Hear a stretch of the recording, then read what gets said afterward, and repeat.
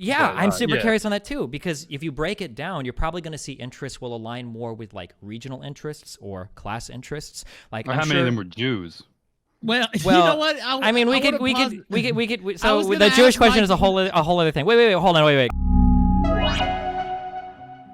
Okay, now I have to turn the sound on where you guys can be heard.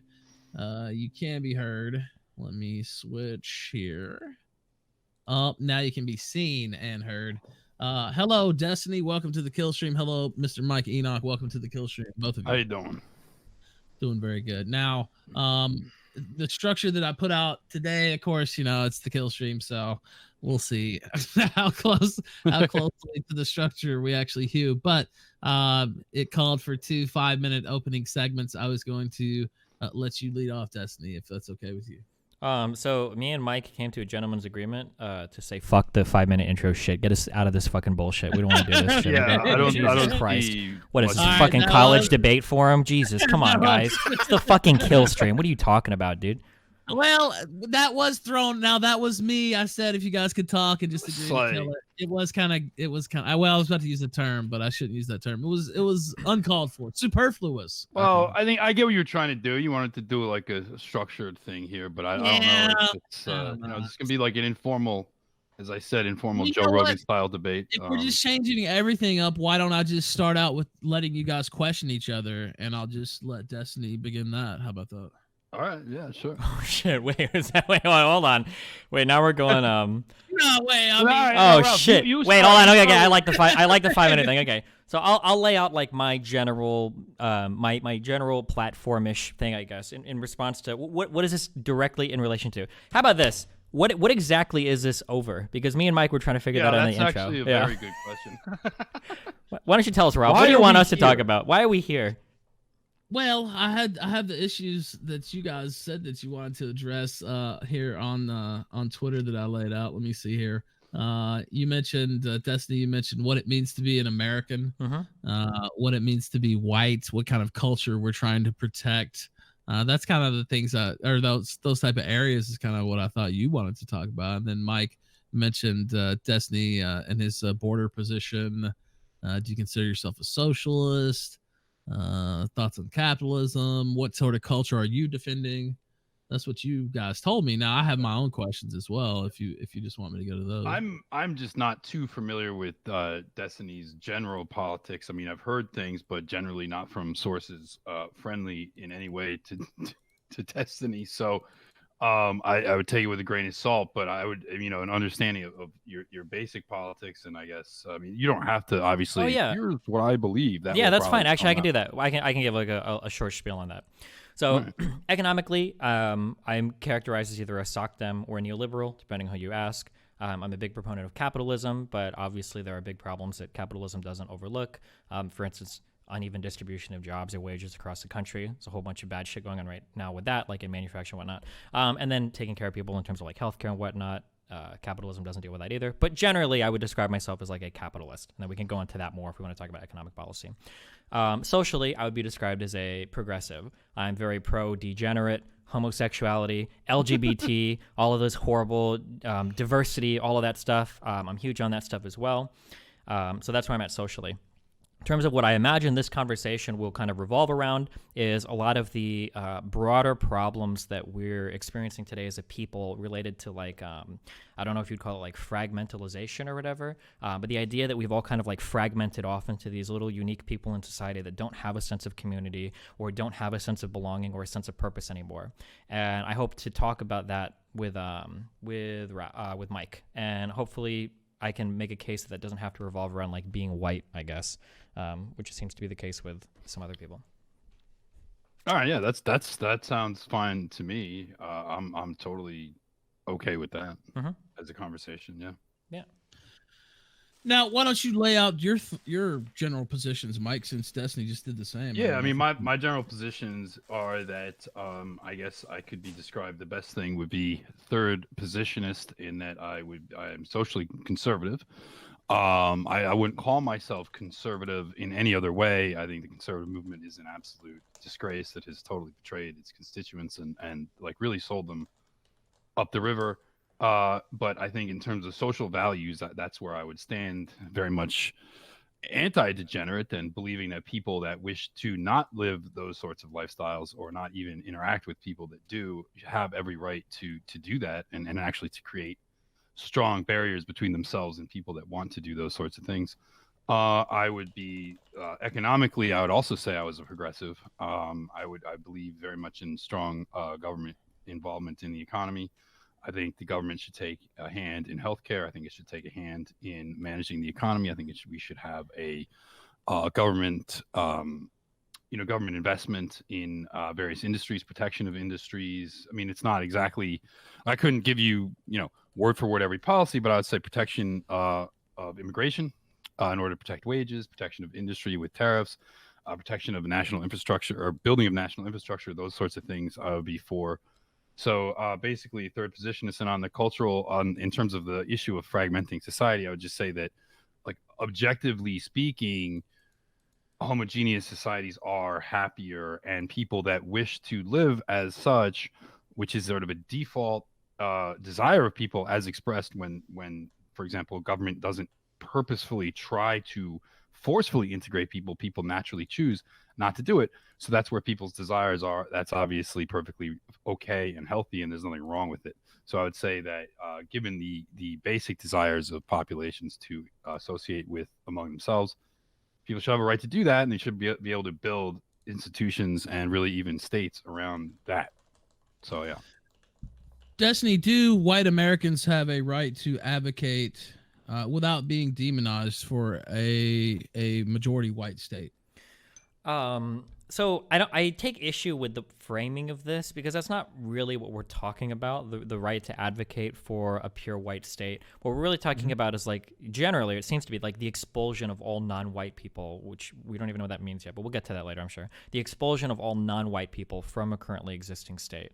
And it seems like, one, we haven't even made the case for that democratically yet. Like, we can't illustrate that the majority of even white Americans have that opinion. And then, two, it would require like an unraveling of quite a bit of what we understand right now to be like American, I don't know if you'd say law or constitutional values or like American kind of like established rulings. So when somebody says, like, do white people have a right to advocate for like an all white state?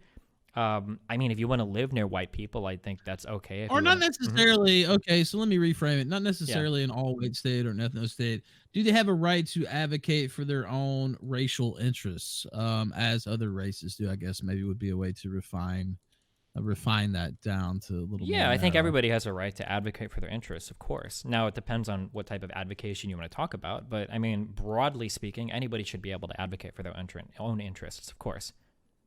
Okay. Can I jump in on that question, Ralph? Sure. Yes. Well, I just want to say, like, Mhm. I know that the idea of an ethno state has been tossed around, white ethno states and things like that, and I know you've debated people on that, but I think that this is not really relevant to these debates always sort of end up in the realm of fantasy. Mhm. This is not a thing that is realistic given where we are today. But I would say there are certain things that can be achieved and are realistic for white people. One, that we could advocate to stop being demonized in the press and in the media. We could advocate for controls on immigration to retain a racial majority in this country. Historically, we've had a racial majority in this country, and if the majority of people wanted to preserve that, there's nothing wrong with that.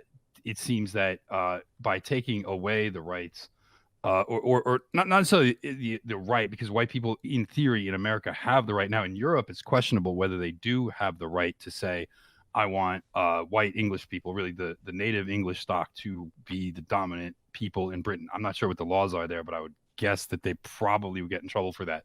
In America, you can say it, but you will be deprived a job. You will be deprived sometimes a bank account. You'll be deprived things like a YouTube account, Patreon accounts, and any like a lot of times you will be deprived access to the economy at varying levels depending on your own stick-to-itiveness and ingenuity.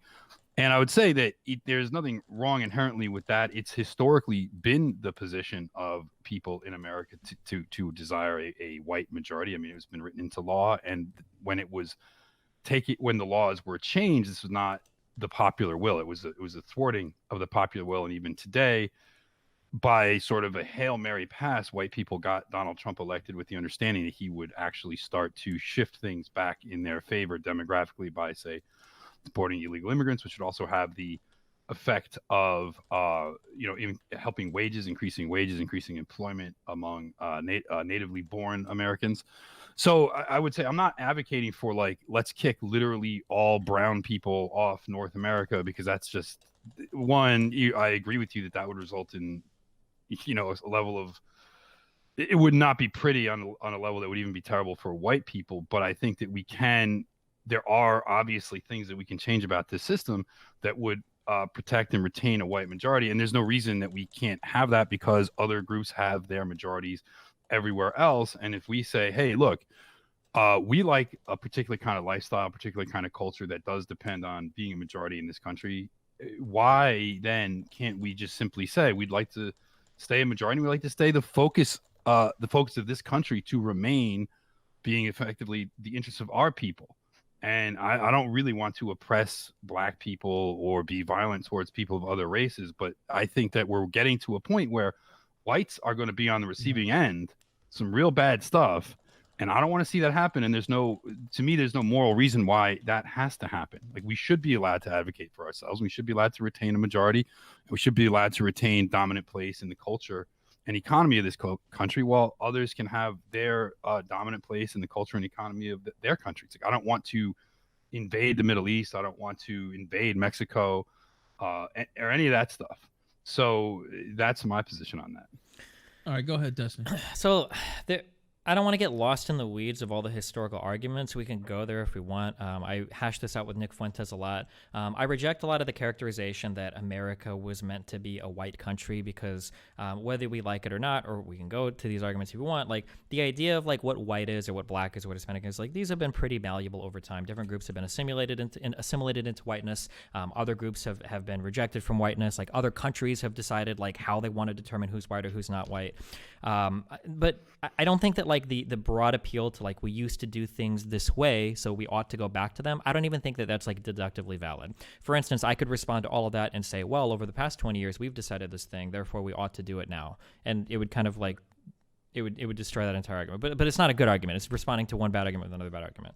So ignoring like historically what we may have done in the past, what we may not have done, or how that played out, I think that there are a couple of important things to realize today that your argument is kind of getting at. And one of these things that we can talk about more if we need to, this idea that like white people are oppressed, I take issue with that characterization. I don't think that there is this widespread oppression of white people. Do some people say like Mayocide on Twitter sometimes? Sure. Do some people say mean things about white people in social media circles or in Hollywood? Yeah, sure. But like if you look at like white people as a group of people in the United States, generally white people are doing okay. Now, if we break it down into specific communities, I'm from the Midwest. Obviously, there are other communities of people that have a lot of problems. In the Midwest, a lot of white people have problems with meth. In the Northeast, a lot of white people have problems with like manufacturing jobs. If we want to break it out into other groups of people, not just white people, but other like kind of like regional groups of people, we can find different problems. Sure.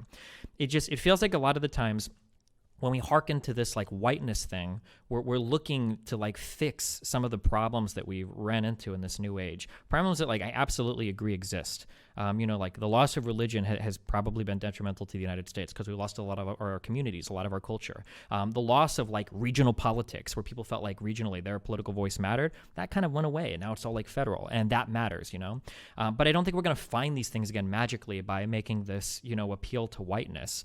Japan is a homogenous country, and they have tons of problems related to their culture. America in its founding had tons of problems throughout its history, even in parts of the homogenous, what we would say today are homogenous societies. They wouldn't have agreed back then.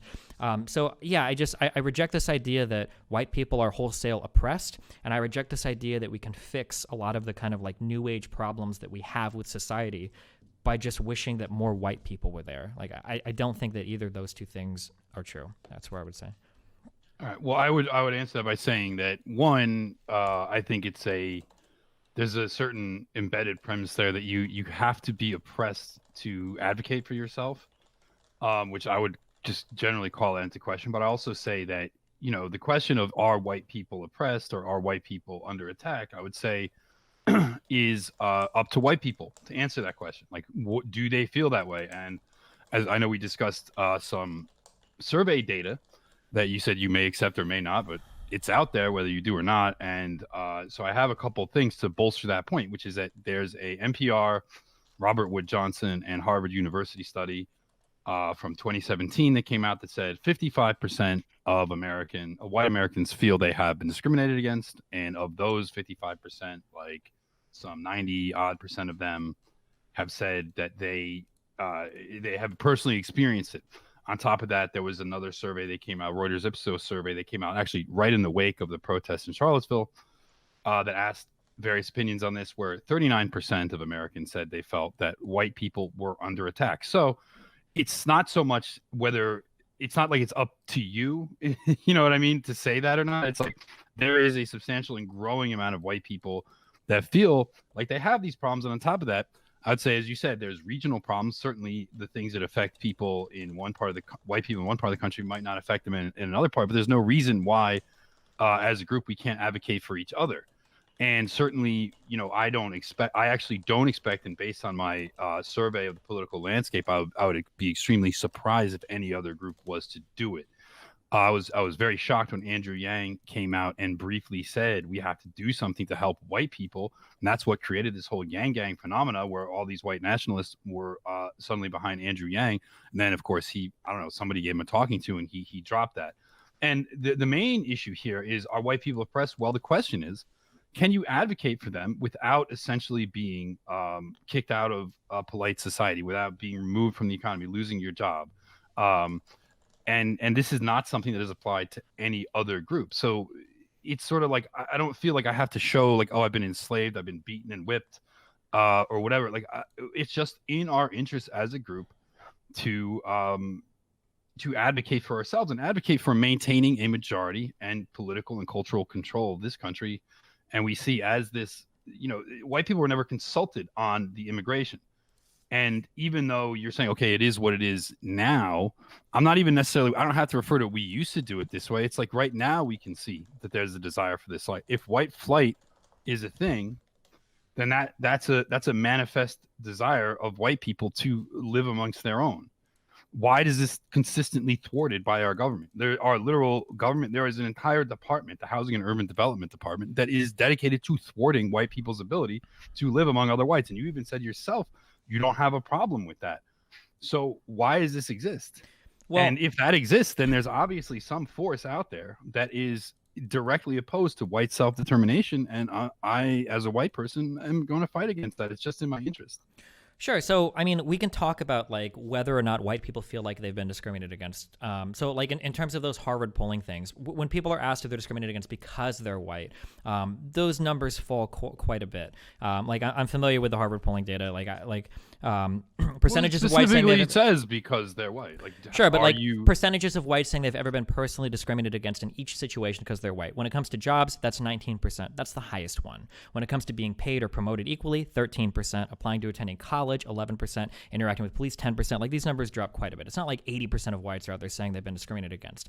And it's funny because I'm personally familiar with the idea when that Harvard case went through, when people complained about the affirmative action thing, there was a lot of research that was done over when the Chinese kids filed that lawsuit against Harvard. There was a lot of research that was done over, whether or not certain groups of people, Chinese people, were being discriminated against due to affirmative action policies. And what they found out was that there was a huge number of white people that had made it into those colleges just because they had family members that worked there, because they were on some athletic scholarship, or because they had alumni, people that had donated to the college. So, like, if we want to talk about like people being discriminated against, I just don't think that like white people. I would be interested to break that white people category down a little bit more and see if there was something to be revealed amongst the people that they were classifying as white. Yeah, I'm super curious on that too, because if you break it down, you're probably going to see interests will align more with like regional interests or class interests. Like, how many of them were Jews?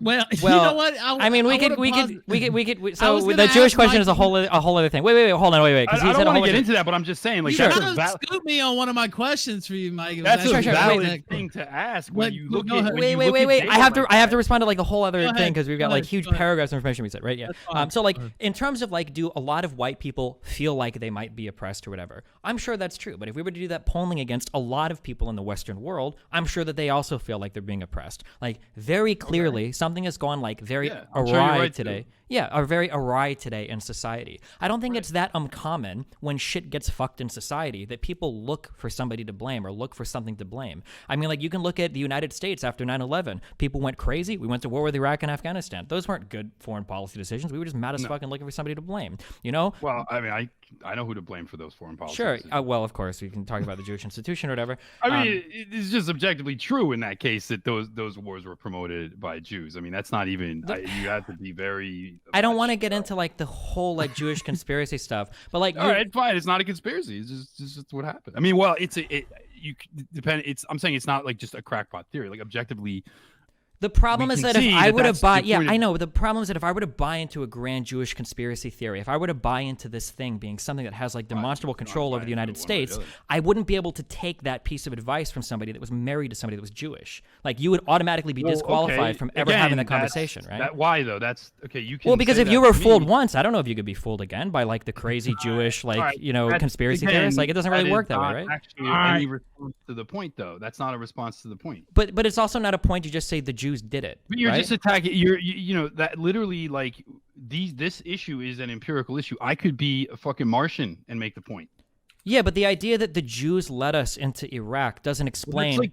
Well, well, it's a point unto itself. It doesn't explain what like it doesn't have to explain everything. It explains Iraq. It doesn't, though. We can explain that using much more Well, simple, you non-conspiratorial could, terms. You could. Yeah, so why would I appeal But to a do you broad have some kind of like immediate like a priori reason to immediately throw out the idea that like why would it be like that the a priori that's just off the table for even examining?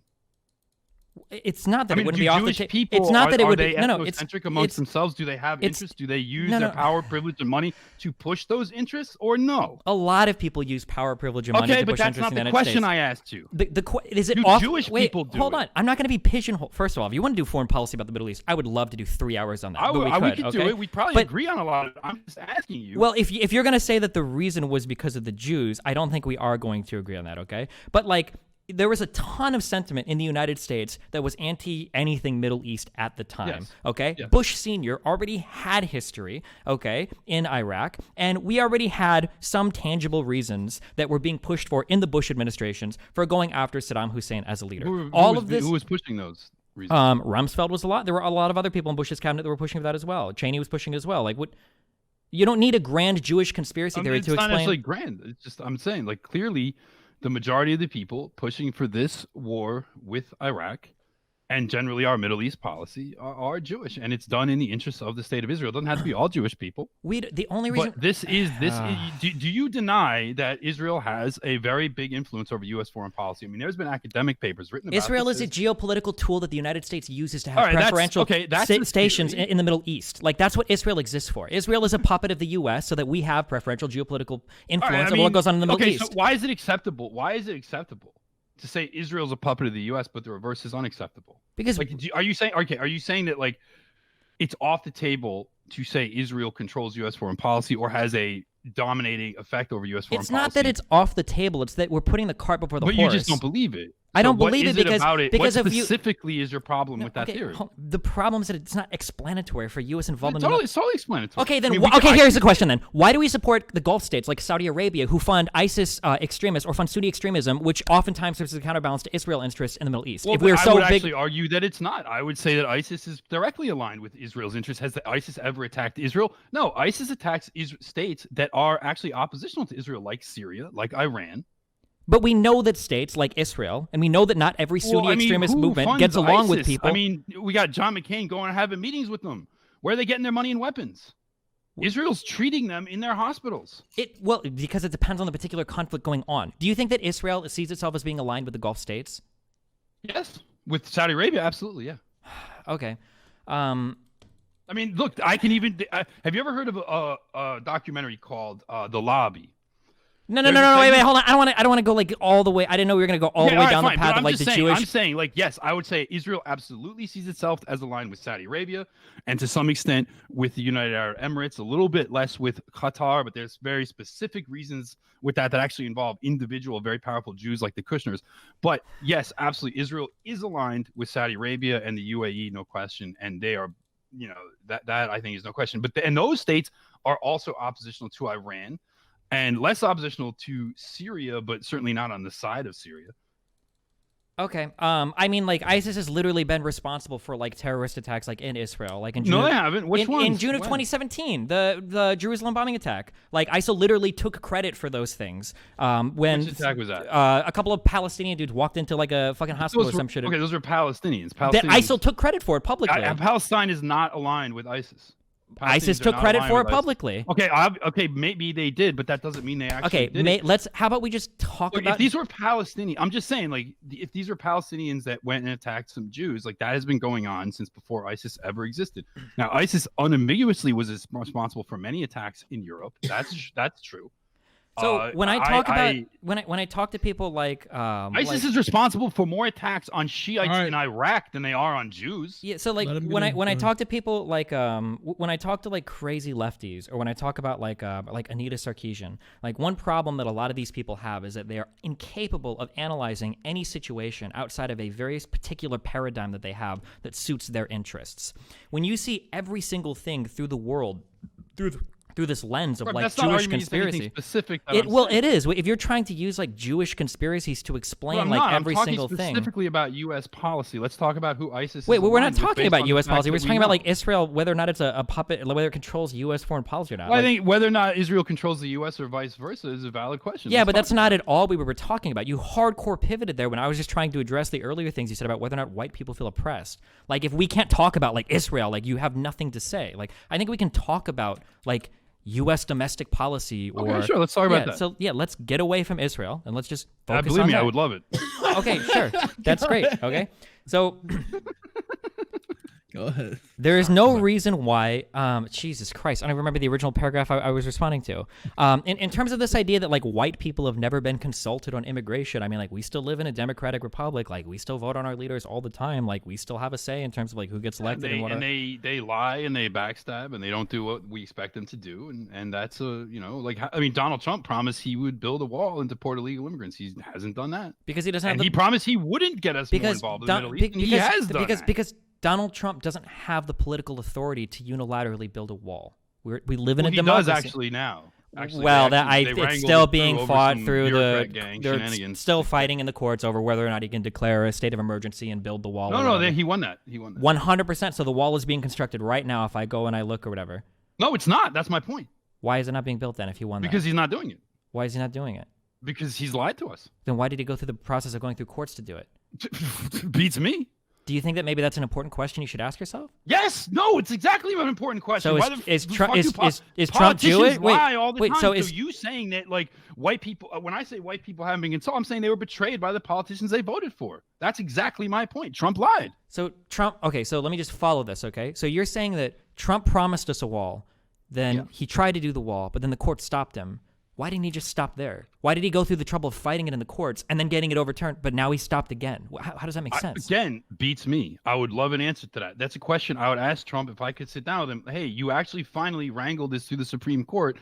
You got authorization from the Supreme Court that your state of emergency was valid. It meant you could appropriate certain amounts of funds from the Defense Department to building a wall, and you have not done it. What is going on? Do you think that if you run into like a lot of those issues where you cannot possibly explain why people are acting in certain ways, that maybe the paradigm through which you're viewing their decision-making process is not good, that maybe you need to shift a little in terms of how you view people? Well, can you explain that?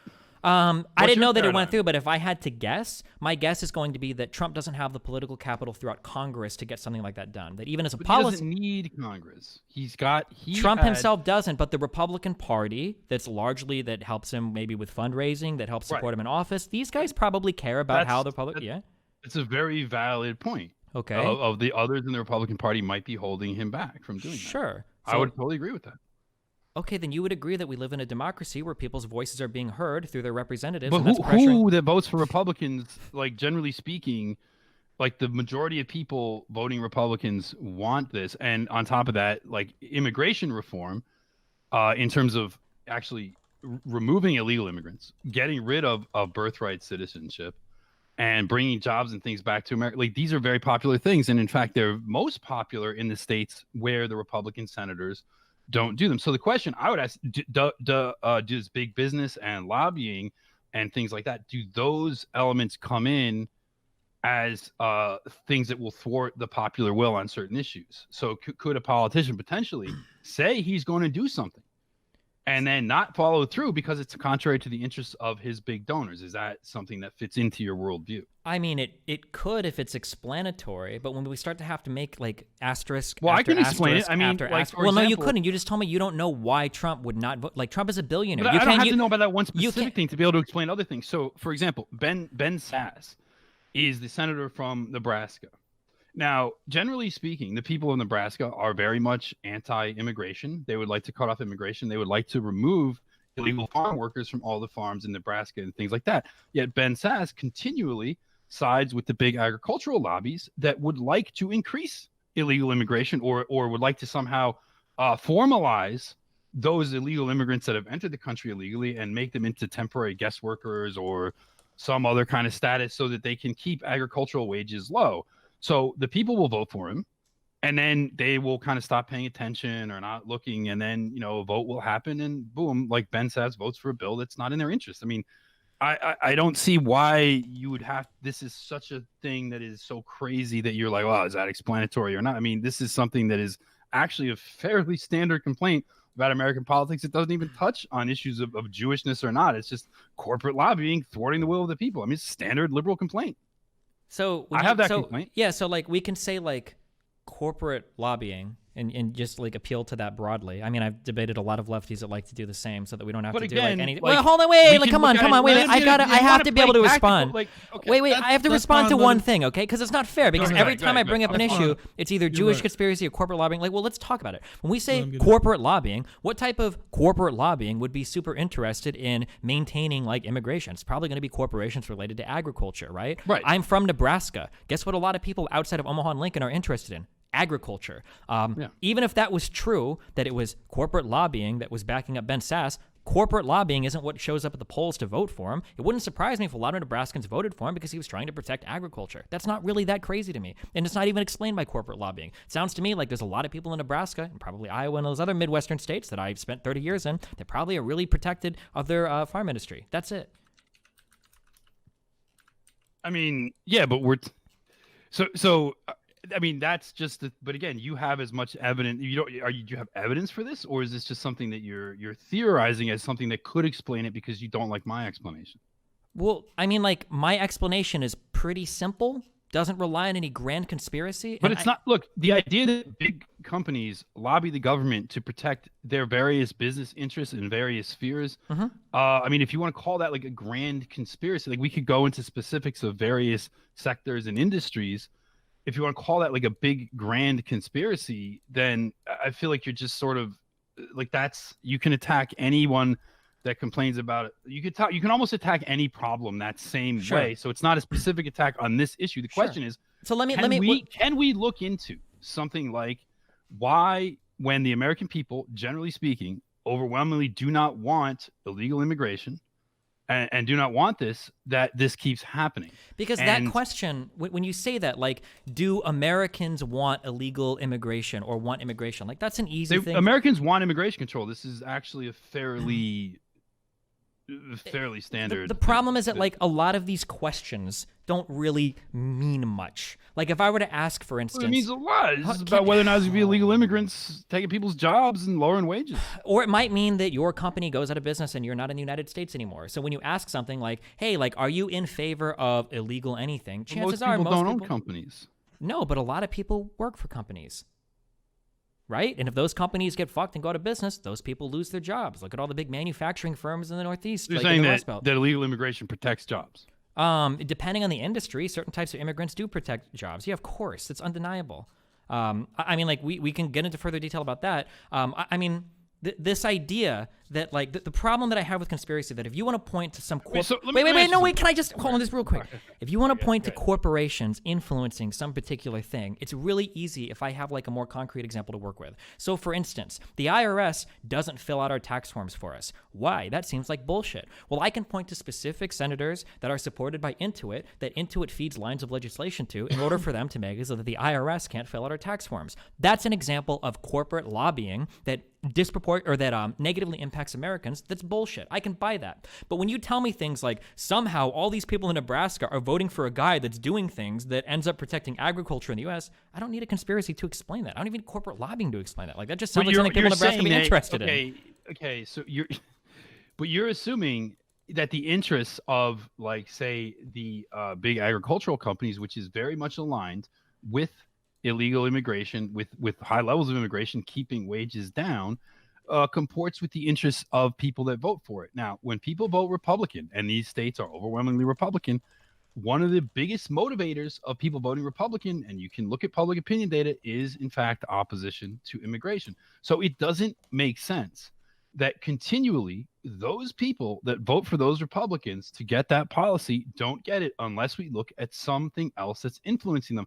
And I think that essentially you're saying you have an instance of a particular interest, like doing your taxes and stuff, and these particular companies have lobbied to keep a certain thing alive. Sure, I believe you. I have no problem believing that.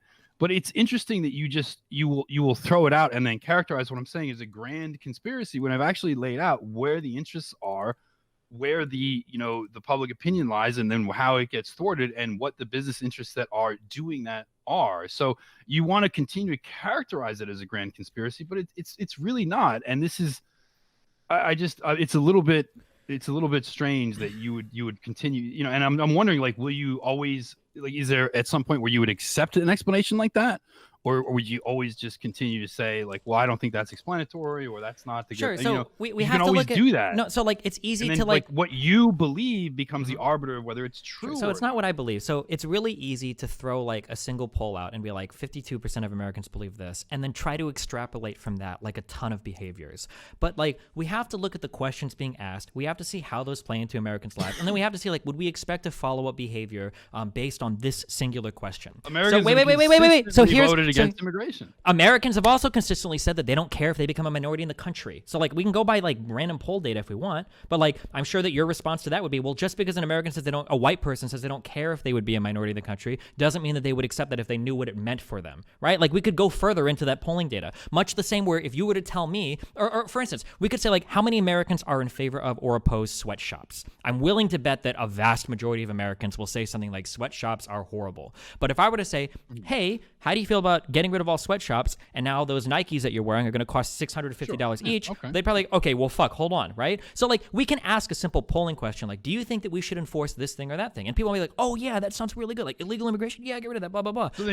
So another great example of this is, for instance, like when we talk about like Medicare for all on the Democrat side, when you poll people and you say, do you like Medicare for all? It's like 89% or whatever, like approve it. Like, yeah, I love that. But when you ask them, do you approve of government insurance, making it so that all private insurance is illegal? Those numbers plummet to like 24%. So it absolutely matters like how you ask a question and what the results of that polling question are to see how people like follow up on it, rather than just saying, are you for or against something that's illegal? Because that's always going to get you a pretty predictable response. About like polling data specifically. I'm just saying like a very consistent theme of Republican voters is that they have wanted a control on immigration. I mean, I just think that this is, again, if you're saying like, is this a premise that you are just denying? It's just, I don't know if people really do want. Okay, so you don't know, but like, well, okay, what I'm saying is that like it doesn't surprise me if people. What would it take for you to believe that?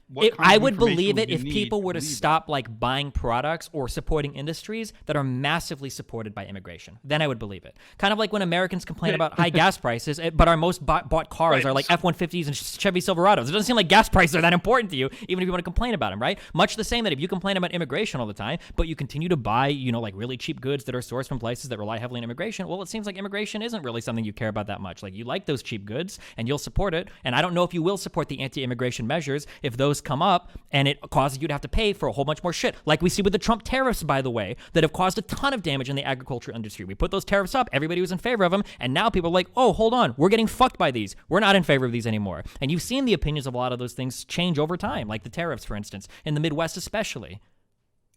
So then people just don't know what the hell they're talking about. A lot of the times, yeah, of course, yeah. People are upset and angry. I think you know this. I think we both know this. People are upset and pissed off at a lot of things in society today, and it's really fucking hard to point at what is causing that problem. You know, ISIS recruitment videos, you know, oftentimes look the same as like BLM recruitment videos. Like, hey, do you feel like you have no purpose in life? Feel like everybody's trying to fuck you over? Feel like nobody in the world understands your plight or your problem? Feel like you're disconnected from all of society? Come and join us and we'll give you a purpose. Jordan Peterson does this. You guys do this. I do this to some extent. Everybody does this. Of course, everybody's identified that everybody in the Western world is lost and purposeless right now. But that doesn't mean we can just point to like one thing and blame all of our problems on it, and it'll be an easy fix. That's disingenuous to sell it that way.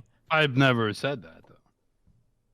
You've never said that. You're literally on here telling me that white people need to be allowed to advocate for themselves. That's exactly what you're selling, of course. But that's not the same thing as saying I can point to literally one cause of all problems and solve it with like a magic sweep of my hand or something. Well, like it that. sounds like you're saying that if we could get rid of all the non-white people, or get rid of all the Jewish people. When did I say let's get rid of all the non-white people and it'll be great? Okay, so what exactly are you advocating? I am saying that the United States, as a majority white country, should look after the interests of the majority, and that this is not an imposition because other countries have their majorities and they can look after their people. Like the idea that the United States actually is specifically geared towards attacking the interests of the white majority. Where when you say that, what do you mean by that? When you say look after the interests of the majority, what does that mean to you? I mean, you could play that. What the interest of the majority is? Do you think that anyone has an interest in becoming a minority? Do you think that white people should want that? Based on polling data, it seems like most people don't care. But then people also oppose immigration, and Okay. even also the other thing is, I don't even if like a majority of people don't care, I care, and a lot of people do care. So I don't have to have a majority of people believing it in order to advocate for a position, do I? Well, but you were just talking about how you should be able to look after the majority, but now you're a minority of people. So then I shouldn't care about your opinions based on your own statements. Like, what do you mean? Like, but that so what though? Like my political. What do you mean so what? Wait, no, I agree. So what? I don't think that the majority matters. But position have to be supported by a majority of people to be valid. First of all, I would argue that the majority of white people do have expressed in a certain way some kind of desire to either control immigration on racial grounds or just by their own behavior have expressed a desire to live in communities with other white people and without people that aren't white. And these are things, again, you talk about revealed behavior. Well, absent government housing regulations and things like that, do you think you would have racially integrated neighborhoods? I mean, you might have some, but generally speaking. And in fact, the fact that it's actually blatantly illegal to even sell real estate based on the premise that your neighbors will be white. This is illegal in all 50 states. Yeah, of course. A realtor literally is not allowed to make a selling point of a home. This is a white neighborhood. And in fact, if you ask a realtor, what kind of people live here, they say, I can't tell you. I am literally legally forbidden from telling you. What you should do is come here on a Sunday and take a walk around and take a look for yourself and see, and then decide, because they literally cannot do that. So the expressed desire of white people is generally to live around more white people. And this also comes out politically in positions on immigration. This comes out when people pull their kids out of school, when they move out after a certain number of non-whites come in, and things like that. And my point is that, sure, it's entirely possible that directly asking a lot of white people their opinion on this won't result in a generally a distribution of opinion that would reflect specifically my view. But I could give a number of explanations for that behavior. One would be people are afraid because they know that if they come out and advocate for white people, they will be socially ostracized, potentially financially ostracized. People that are my listeners and fans and friends have expressed anxiety about this constantly if they find out that I've advocated for whites, that they're going to have my job. Why should someone fear their job for that? If there's not some kind of anti-white system in place, why would it be? You can advocate for blacks, you can advocate for Mexicans, Hispanics, you can advocate for Jews. I mean, in fact, you better freaking advocate for Jews. So to address this particular question, I'm interested in promoting the interests of whites, and suddenly, I mean, fundamentally, that in and of itself answers the question of whether or not the system is rigged against whites. So, okay, so I don't want to like dive into like data because we agreed not to do this in the beginning. But I just like, here's like a simple Pew poll that I am familiar with. Here's a Gallup poll that I'm familiar with. Firstly, even amongst white people, even amongst Republicans, this idea that whether or not white people become a minority is like a big deal, that the vast majority of people either think it's good or they don't think it's good or bad. They don't care about it. Like, so that doesn't seem to be a big issue. When it comes to talking about how do the people, how do the people feel about like immigration levels? Do they want it to decrease? Do they want it to stay the time? Do they want it to increase? This idea that there's this huge conglomerate of Americans that are all together, or I should say like a huge group of white Americans, they're all together saying we don't want more immigration. I don't even know if that's true. I haven't seen polling data that bears that. Now, that's not to say that it's not out there, but like, this idea, like everything that you say, like is true. Like people want to live in their own communities. Yeah, of course. But the idea that if those communities were just white, that would somehow make things better, I don't think that's true. I think it's a really naive solution. Wait, hold on. But that's you just saying that. I'm just talking about that. I know, but like you're talking like 10 paragraphs, and then like when I say 2 sentences, you interrupt me. Like, okay, so there's like a lot of like kind of like.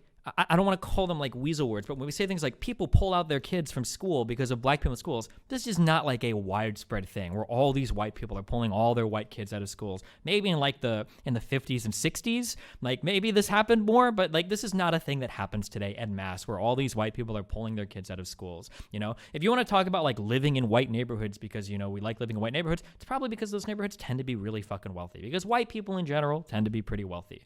But this idea that if we could just have all the whites together, that like all of a sudden our problems would go away, you're selling snake oil. Like there are a lot of problems in today's society that isn't going to be like solved by just moving all the white people together and pretending that these problems don't exist. It's not going to make people get out of their houses more. It's not going to make people stop logging, 90 hours a week in World of Warcraft. It's not going to make people pick up hobbies or, go out and participate in their community more or have more regional like voting for their, interests and everything. Like these problems don't get solved by just only having white people together. I don't know why we pretend it would.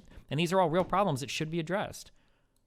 Okay, I mean, again, the issue is like, does it need to be? Do I need to have a majority of people that necessarily believe like exactly what I believe in order to advocate for it?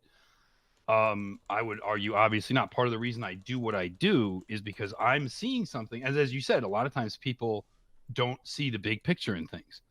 Now you could say it's a grand conspiracy or whatever, but the question is like, I'm seeing a bigger picture that involves things that I think will be bad consequences down the road. People are being myopic. They're not looking at it. Perhaps they're answering certain kinds of questions because they're afraid. And the fact, if you were to tell me like, hey, Mike, most white people don't agree with you, I would say, okay, I can live with that. My views are still mine and I'm going to advocate for them. So the question really then is, if I'm saying I have this view of how things work, and you're saying that's just a grand conspiracy, you need to look into the nuts and bolts of this or that. Sure, I'll agree that we can always get more specific, but the question is, are we looking to get more specific with the view to like just deconstructing any idea? And I've never said, white people living all together will solve all problems. One of my major complaints actually about society today is that the conversations that are had about problems are really geared to specifically excluding any kind of idea that white people are even a group that has an interest. And if that's the case, then we can't even really talk about it. Like, can you give me an example of that? What do you mean by that? An example of it is literally what goes on social media, where people try to advocate for these things. Like advocate for what things? Like what is an issue that we advocate for that white people just can't be allowed to like be a part of the conversation? Like what are we talking about? Like is this like the International Dreadlock Society, or where are all these institutions that white people are being forced out of? Not being able to shoot hoops like in the downtown like all black neighborhood? I'm curious, what are these? Well, okay, would you deny that there is an issue with people that advocate for a pro-white position being censored on the internet? That there is a problem with people that... Well, I mean, you might not think it's a problem. Would you deny it's happening? Hold on. These are really vague words. What do you mean when you say pro-white position?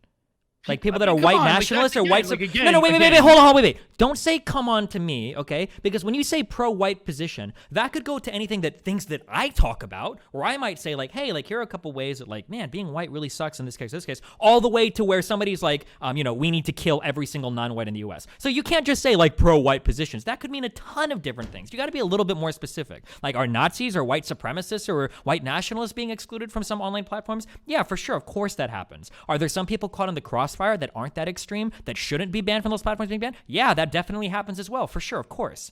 What would be like a valid pro-white position that you? I mean, in what way? See, because again, you could always say pro-white. What does that mean? What does these things mean? What if I said I was pro-black or pro-Mexican? Now you could say like, okay, what does that mean? I mean, you can always I could answer what that means. Yeah, I could answer what that means. So when you Okay. talk about pro-black or pro-Mexican, usually what you're talking about is there are certain institutions in the United States that seem to be geared against these people. So when we talk about black people, we could talk about an institution like the criminal justice system appears to be geared against these people. Or we could say like a pro-men position against like parts of the criminal justice system in relation to like children, like family courts that seem to be geared against like men. Usually when you talk about like advocacy for a position, you have a group of people that is disadvantaged in some way, and that's why they need an advocacy group. Yeah. You don't usually advocate for the majority opinion. That's why I don't understand why But you just said my opinion is not the majority. Well, sure, but you're the one claiming that you're advocating for all white people. We don't need to advocate for white people. Now, there might be classes. That's your opinion. I disagree. But on what basis? On the basis that white supremacists... Because basically you are saying that there is basically no need to even do it. I mean, that alone, and the fact that anybody that does gets excluded. So for example, like we talk about immigration. If I say I want to limit immigration because I want to retain a white majority in the United States, is this going to be a position that is going to be conducive to my future prospects in business or even just having an online profile? Because I'll tell you right now, it's not. Is that a valid position? Can a white person simply say, I want to limit immigration because I want to keep the majority white?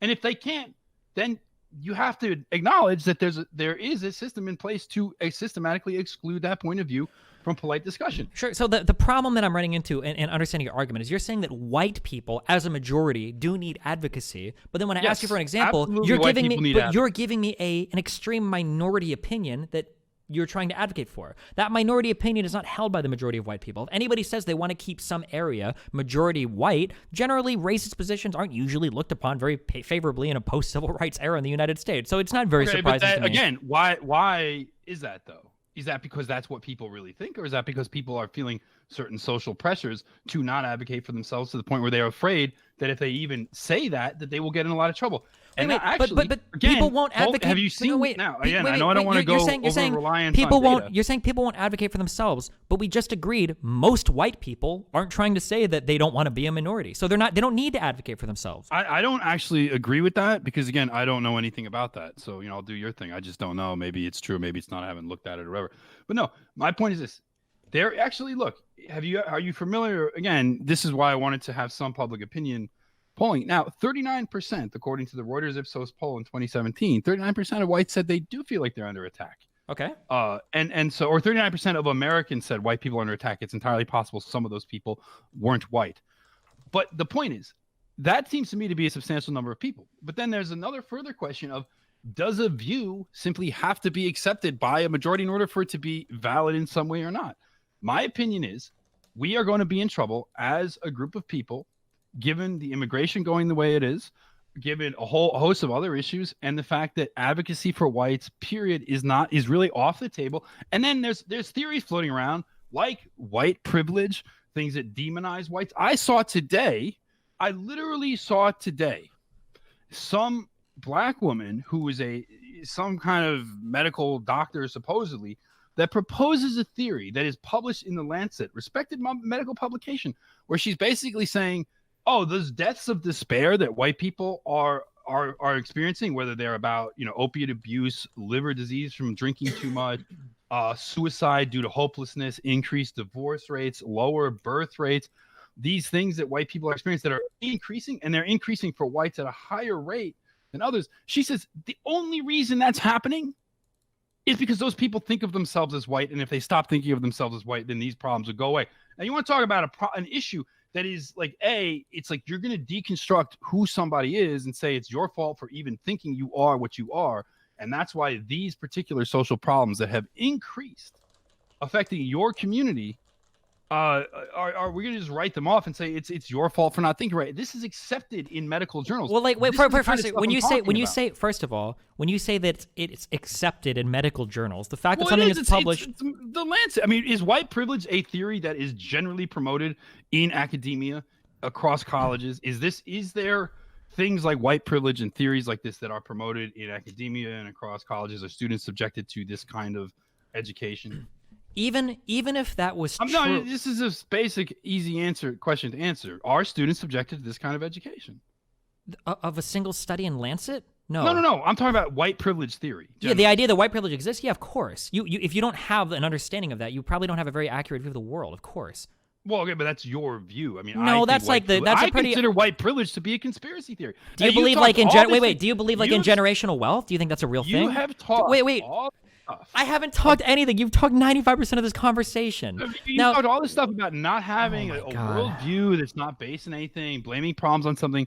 White privilege is not simply about intergenerational wealth. Well, explain white privilege. Let's hear what is white privilege? Sure. So the idea of white privilege is that if you're white in the United States, it seems like you have a set of unearned advantages that don't necessarily play for other people as a result of their skin. We'll describe what an earned advantage is. Sure. So an earned advantage might be that in any neighborhood at any point in time as a white man, I don't feel uncomfortable asking a cop a question about something. Or when somebody looks at me, they're not going to assume instantly that I'm a dangerous individual or that I'm stupid. Or if I go to apply for a job, somebody won't refuse my job application just on the basis of my last name or first name, like being Jamal, or my last name being, Washington or some shit. That like these are forms of like unearned privilege that I have as a white guy. I don't have to worry about things like this in society ever. I've never in my life had to worry about being attacked because I'm white, except I guess on Twitter when people tweet about like the Mayo side. I can think of certain places you can go. Well, like you can think about that, but even in the polling data that you cited, the highest thing, which had to do with jobs, only 19% of people responded favorably. So even in your own polling data, 81%. So you think it's okay that 19% of people like? I never said that it was okay, but I'm saying that the majority of Americans agree with me that being white isn't generally something you've been attacked for, as opposed to being black or Hispanic or Asian, which are other things that people get attacked for all the time. Like what are if we were to sit here and think about if we were to sit here and brainstorm all the negative things we can say about white people, like school shooter, I guess, like what are all these That's negative? Not even true, actually. Okay, sure. Now, if we were to go to Hispanic people or black people or women or Asian people, like we could think of a million horrible negative things to say about like these types of people. You can't really do the same for white people. This idea is that white people's fault. I mean, that seems to be. Is that white people's fault? Wait, that my argument is correct? Well, I mean, arguably, it is white people's fault. Because the reason is that it was an institutional structure that existed by law in the United States up until about 1964, and arguably even further, depending on which specific laws you look at, like say the war on drugs, that institutionally reinforced those types of racial differentiators between black and white, or white and non-white. Yeah, of course that white people were in a lot of places in charge of these policies that furthered white interests, as you would be so happy to admit. Why shouldn't a group of people further their interests?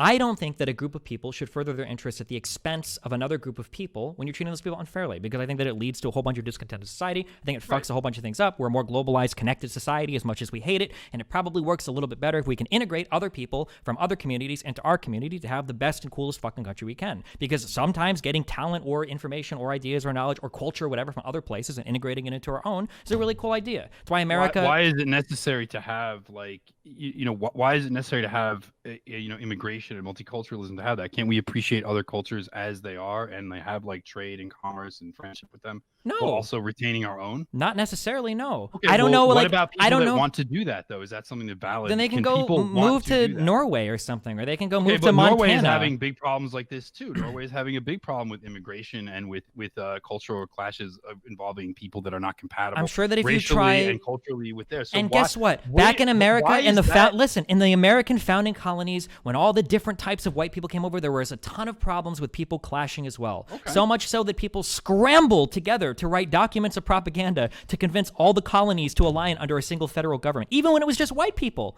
Like, these are people always have trouble getting along. That's always going to be a thing. Sure. Just because they're all white. Why then create more problems by like force multicultural integration? Why We're not create creating new problems. They're problems that are going to exist. If we were to take away all the Hispanic and all the African people, here's something that's shocking to a lot of Americans. If you go to Europe, they don't just have white people there. They actually, like, if you talk to... Wait, I understand. Yeah, that. sure. Yeah, of course. It's not just white people there. They can actually see, oh, that dude's German, that dude's Russian, right? If we got rid of all the Hispanics and blacks, what's next? Do we get rid of all the people with brown hair? Do we get rid of all the people with green eyes? Do we we can run down this thing? Not. Why Sure. would that even be a logical? Why would that even be a logical extension of it? Now, That's about as logical as saying that somebody. Say, well, that's about as logical as saying somebody like me, who's half Cuban, or somebody like Fuentes, whose last name is Fuentes, counts as white in any white supremacy or white majority society. All I'm saying is that we're using these races as a proxy for other real problems that we both agree exist, and we're pretending that by getting rid of, like some subset of or limiting the inflow of a certain type of people, that all of these problems with societal fragmentation are just going to disappear. Which is just not true. They're all just going to disappear. I'm saying it's one input to all of these problems, and there's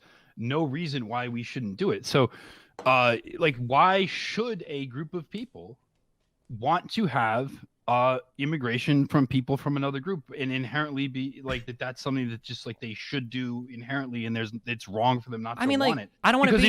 if you think that that's bad, then you actually have to disagree with the majority of mankind across the whole world in every other country where they actually prefer their own kind. Like, there's nothing wrong with it.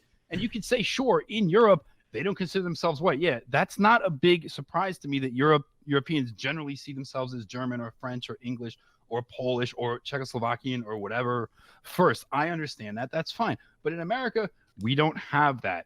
In America, what we are is white because we've all been mixed together. There's nothing wrong with that. But also, we're not the same as blacks. We're not the same as Mexicans. And there's no reason why we can't have a majority here and we can't work to preserve and defend that majority and expand it. I don't know, like, now, if white people specifically are having problems that are accrued just to them, like suicides of despair, like opiate addiction. Why can't we understand that this could potentially be? My explanation for this is that this is because white people generally don't see much of a future here, and this is actually not true for blacks. What and you just see it. And this is not fundamentally like why is it that the country that what you just said, I haven't read that one lady's paper in Lancet, but literally what you just said sounds like it agrees with her thesis. You're saying, what if white people are ODing on drugs because they don't see much of a future for white people in the U.S.? Well, it sounds like that lady was saying if people stopped identifying as white, they'd stop killing themselves. Yeah, but do you realize that you just laid out an entire argument for her paper? Why is the burden on them, though? Why? Because why can't they just be who they want to be? Well, if it's causing them to all kill themselves on drugs, it sounds like it's not a very good identity to have. But it wasn't before, though, right? You would argue that perhaps this nation was more strongly identified with whiteness. It's possible, earlier, but a lot of things have changed. It wasn't doing it before. A lot of things have changed over time. Wait, why would we? You know what American Indians do? They sit on reservations and they drink fucking shampoo. Why? Because their culture has been destroyed. I don't want to be them. Okay. Even if we assume that that's going to happen in the future, which we have no reason to assume it, I have a reason. People like you, people with these attitudes that want to deconstruct any kind of defense that we're going to make, it's not of ourselves.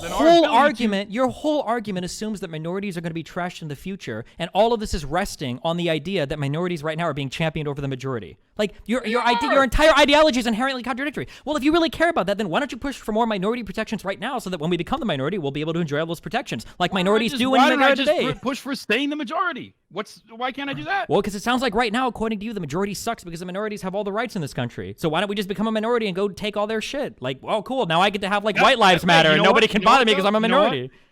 That might actually be a strategy we'll have to employ in the future. Maybe the more reasonable route would be to acknowledge that there are a lot of problems that exist today due to a wide variety of reasons. I think the internet is the cause of a lot of them, and address.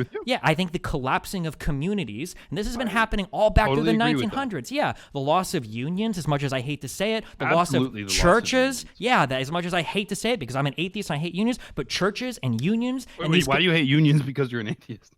No, I meant for the religion thing. I hate unions because I'm a big capitalist. Right. I don't hate unions. But like these types of community organizations were integral to having societies of people that identified strongly. When you ask some people like where they were from in certain cities, like they would tell you the parish. They wouldn't even tell you like the neighborhood sometimes. I think don't have any of that. I completely exactly. Agree with that. But I think that focusing on rebuilding these types of institutions, one, it's possible because I don't have to get into some tangled history of talking about if I'm a white supremacist or white nationalist or whatever. And two, I think it would actually serve to address some of these problems rather than just pretending, well, if we were homogenous, homogenous, I think we'd be a lot happier. Because if we looked at there's Japan, actually- if we look at some homogenous countries like Japan, for instance, that could be the road that you're setting us down. They have all the technology. Their people are insanely fucking healthy. I think they have the longest lifespans in the world, and they are fucking miserable. They have like incels times a million. These people live in their house until they're fucking 40, and these people are unironically marrying their fucking waifu pillows. Like, this is the future in some ways that you seem like you want to point us down. Like, it doesn't seem like the homogeneity is helping them. Why not focus on addressing the problems like the collapse of communities or the loss of religion or institutions in our country? I see these things as intertwined with each other. Well, clearly they're not, because it doesn't work that way in other countries all the time. They also have heated toilet seats everywhere, though. I have to say. In Japan? Yeah.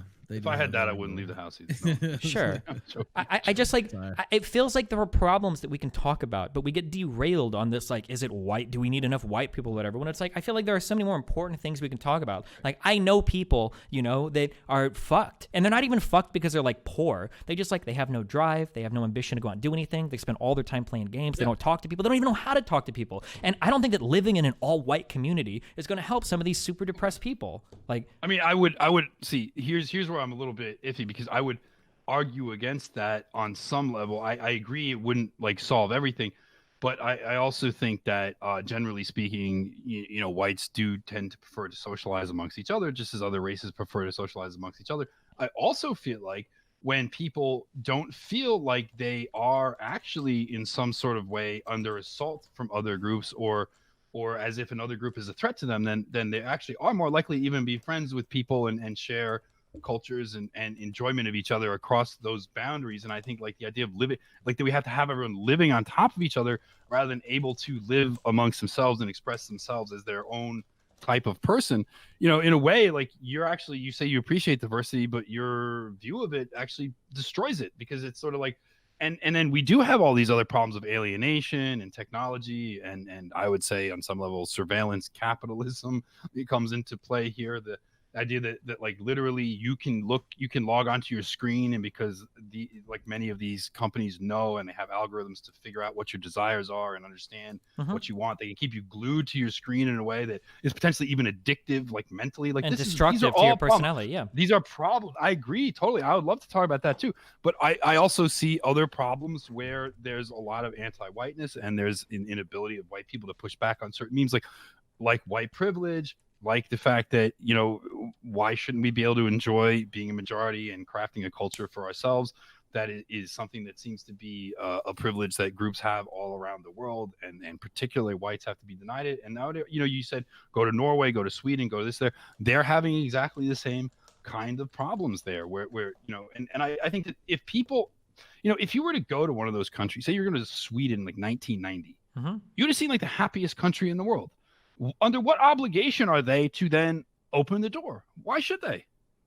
Well, I don't want to talk about Sweden. I don't think I don't necessarily think any country. General. I don't think any country has an obligation to. But I mean, like, there's a lot of benefits that we gain by integrating other cultures into our own. Like, no offense, but have you ever had the food in Sweden? Holy shit, it's fucking horrible. Have you ever had the food in? I'm gonna piss a lot of people off right now, but in the United Kingdom, like, say for their breakfast, it's pretty fucking boring. Sure, but but if you compare like the food that we have, so I live in LA, right? How good is the food though?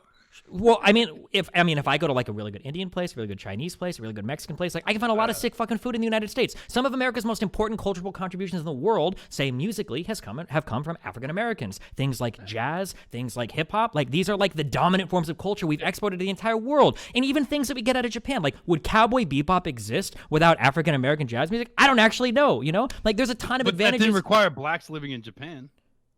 No, but it probably did for them to live in America to create that music, right? I mean, look, I don't actually have a big problem with blacks. Well, sure, but I'm saying that like when you that's not the issue, when you really. talk They're about gonna like be here, they're here, whatever. Like white. Well, in fact, I would actually argue that prior to what you think is this great progression of the civil rights movement, blacks and whites got along better in this country. I mean, you could they were oppressed, blah blah. But again, like depending on what we're talking about. But again, I also don't like to center my argument on what's good for blacks, because that's done in literally every but I don't even care necessarily. I don't even care necessarily like what's good for blacks. Okay, I'm not a black person, right? Technically, like what's good for blacks. Person. Okay, yeah, exactly. Glad we got that out of the way, right? However, there have been a ton of ways. I don't know what white means. As somebody that's enjoyed, a lot of different types of music, like a lot of that came. I used to listen to rap music all the time, man. It's not just rap music. Like jazz has been influential across the time. Did you ever listen to prog metal? metal? Do you listen to any of those bands that come out of Sweden? Like, do you listen to like? Have you ever listened to like the You Beatles, listen- or have you ever like, listened to what like is it, like Animals as Leaders? You like psychedelic that rock? kind of Yeah, black- sure. Like a lot of these things, like trace their roots back to like early rock But and what, roll. what do you think I'm saying? Like, Well, what you you're gonna say, saying, like, you- well, genocide blacks or something no, like that? I'm not saying genocide I blacks. don't argue for that. You're not arguing for that, but you're trying to make this assumption that if we were to hardcore segregate all these cultures off into their own little corners, that the same type of cultural intermingling would still happen. It absolutely wouldn't. Like, no way. Well, they're the same type, but maybe a better type would happen. It's possible. That's a counterfactual that neither of us could support, but that doesn't seem to be the Why not case. try it though? Because we know what's happening now. Let's try something different. I mean, how much culture do you feel like we get from like some, like from, I don't know, we could name like random African or South American countries that neither of us know anything about. It seems like they probably don't do. I'm pretty sure that having people like in your actual country to actually contribute to the culture, like being there, probably makes a big difference rather than having it happen overseas. Like that type of like cultural like inflow and outflow isn't going to happen the same if you Anime is don't have pretty those big actually. in the U.S.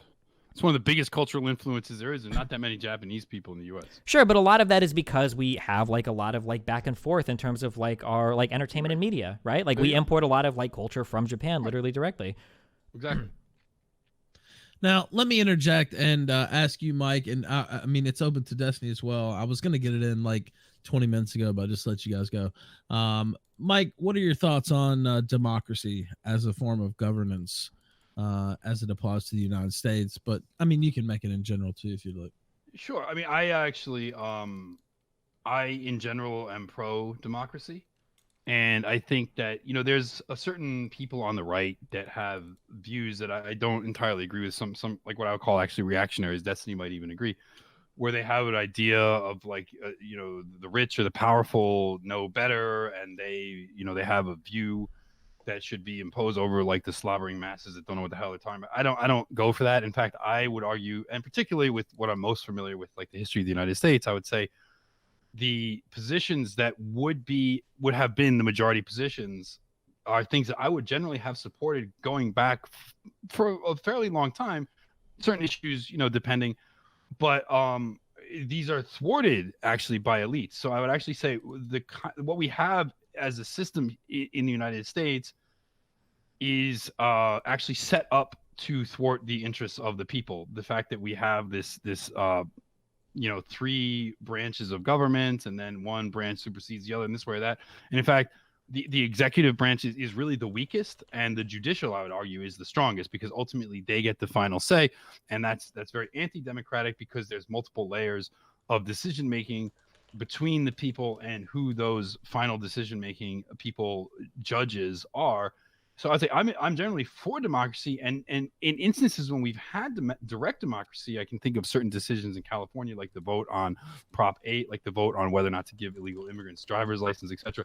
The people came out and voted for the position that I would support, and then that was thwarted through the use of elite shenanigans using courts and things like that. So just like I would say the Immigration Act of 1965, this is not something the people, given a direct democratic vote, would have voted for. They would have said no, and they didn't get input on this. And I would say, generally speaking, a lot of the things that Destiny favors socially, in terms of certainly his cultural views, certainly his racial and diversity views, these are things people would not choose and have to be imposed on people undemocratically through the use of some kind of shenanigans. Well, but let me ask you this.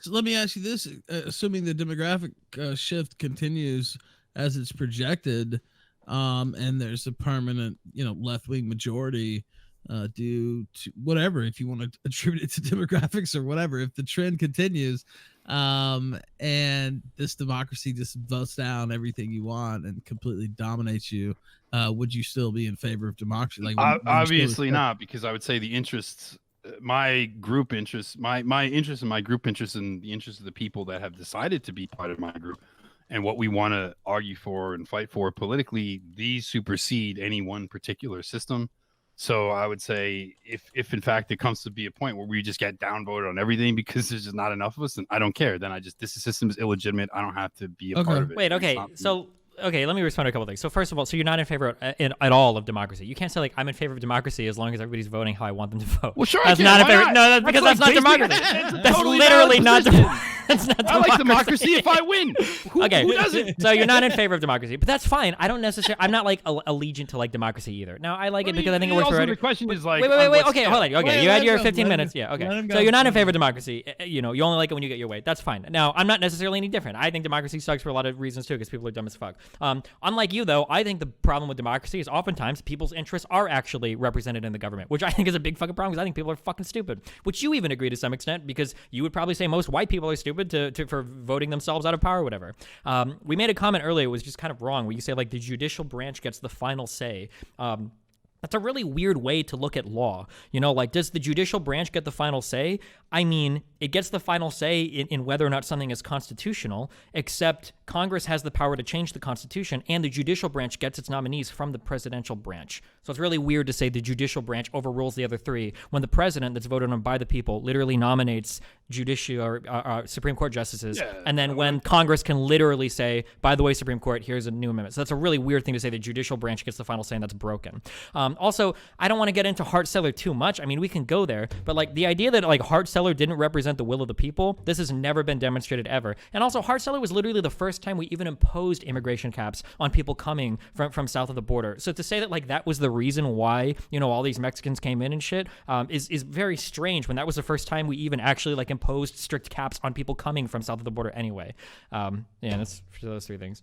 All right. Well, I would just say that the Supreme Court is the final decision-making body of the country. I mean, would you disagree with that? And as you said, it's the final decision-making body in terms of the Constitution. But then, it's not. I mean, they get all kinds of weird, like the idea that like abortion is a constitutional right. I mean, come on, let's be honest. Now, wait, but we can change that using the legislative branch. So they're not the final say. Yeah, but the legislative branch is look, sure. I guess if we want to, I mean, this is not something I'm particularly invested in like going down the road of, but I would just say the judicial branch gets a final say on a lot of issues, and they can twist and the judicial branch gets they get the final say on legal issues because it's our highest court, of course. Yeah, but yes. the legislative branch, that's their job. The legislative branch gets the final say on legislation, and the presidential branch is a literal check on the judicial branch. A lot of people wanted a more conservative court. That's why Trump won. Now we have a more conservative court. Like it's literally not them getting a final say. Like. All right. I mean, sure. All right, let me look through the list here. Now, Mike, I guess I have another question for you, but let me give Destiny a question. I guess since I just asked Mike a question, would you say that capitalism is the best economic system, Destiny? If so, why? If not, what would you replace it with? If you could, what changes, if any, do you think should be made to our financial system? I think capitalism is the best system that we have for economics, but I think that we have to pay attention to more than just economics when we look at like how we allocate resources in society. So like there are some things that capitalism does really well, like allocating capital to projects, but there are some things that capitalism doesn't do well. If allocating capital more efficiently to different projects leaves whole communities of people fucking destitute, obviously that's a huge fucking problem. So like I'm a big proponent of capitalism because I think it works better than say central planning, like a socialist alternative might offer, or to any kind of weird anarcho-communist or anarcho-libertarian system. Like I'm not in favor of that shit because I don't see any of that working. But I think it's important to keep in mind at the end of the day that just because something is like an economic advantage, that doesn't necessarily translate into an advantage for society. Just watching GDP go up, if 95% of those gains go to a certain elite in society, probably isn't a good thing. And that like watching the destruction wholesale of manufacturing across communities in the United States, having these communities be fucking destroyed just so somebody in California can buy a car, for 20% cheaper, probably isn't a good thing for the health of the country. So while I agree that capitalism is really good at producing positive economic outcomes, it's the responsibility of government to take those economic outcomes and channel them in more positive ways so that we're helping and uplifting the entire country and not just the few segments that can benefit from a more globalized world.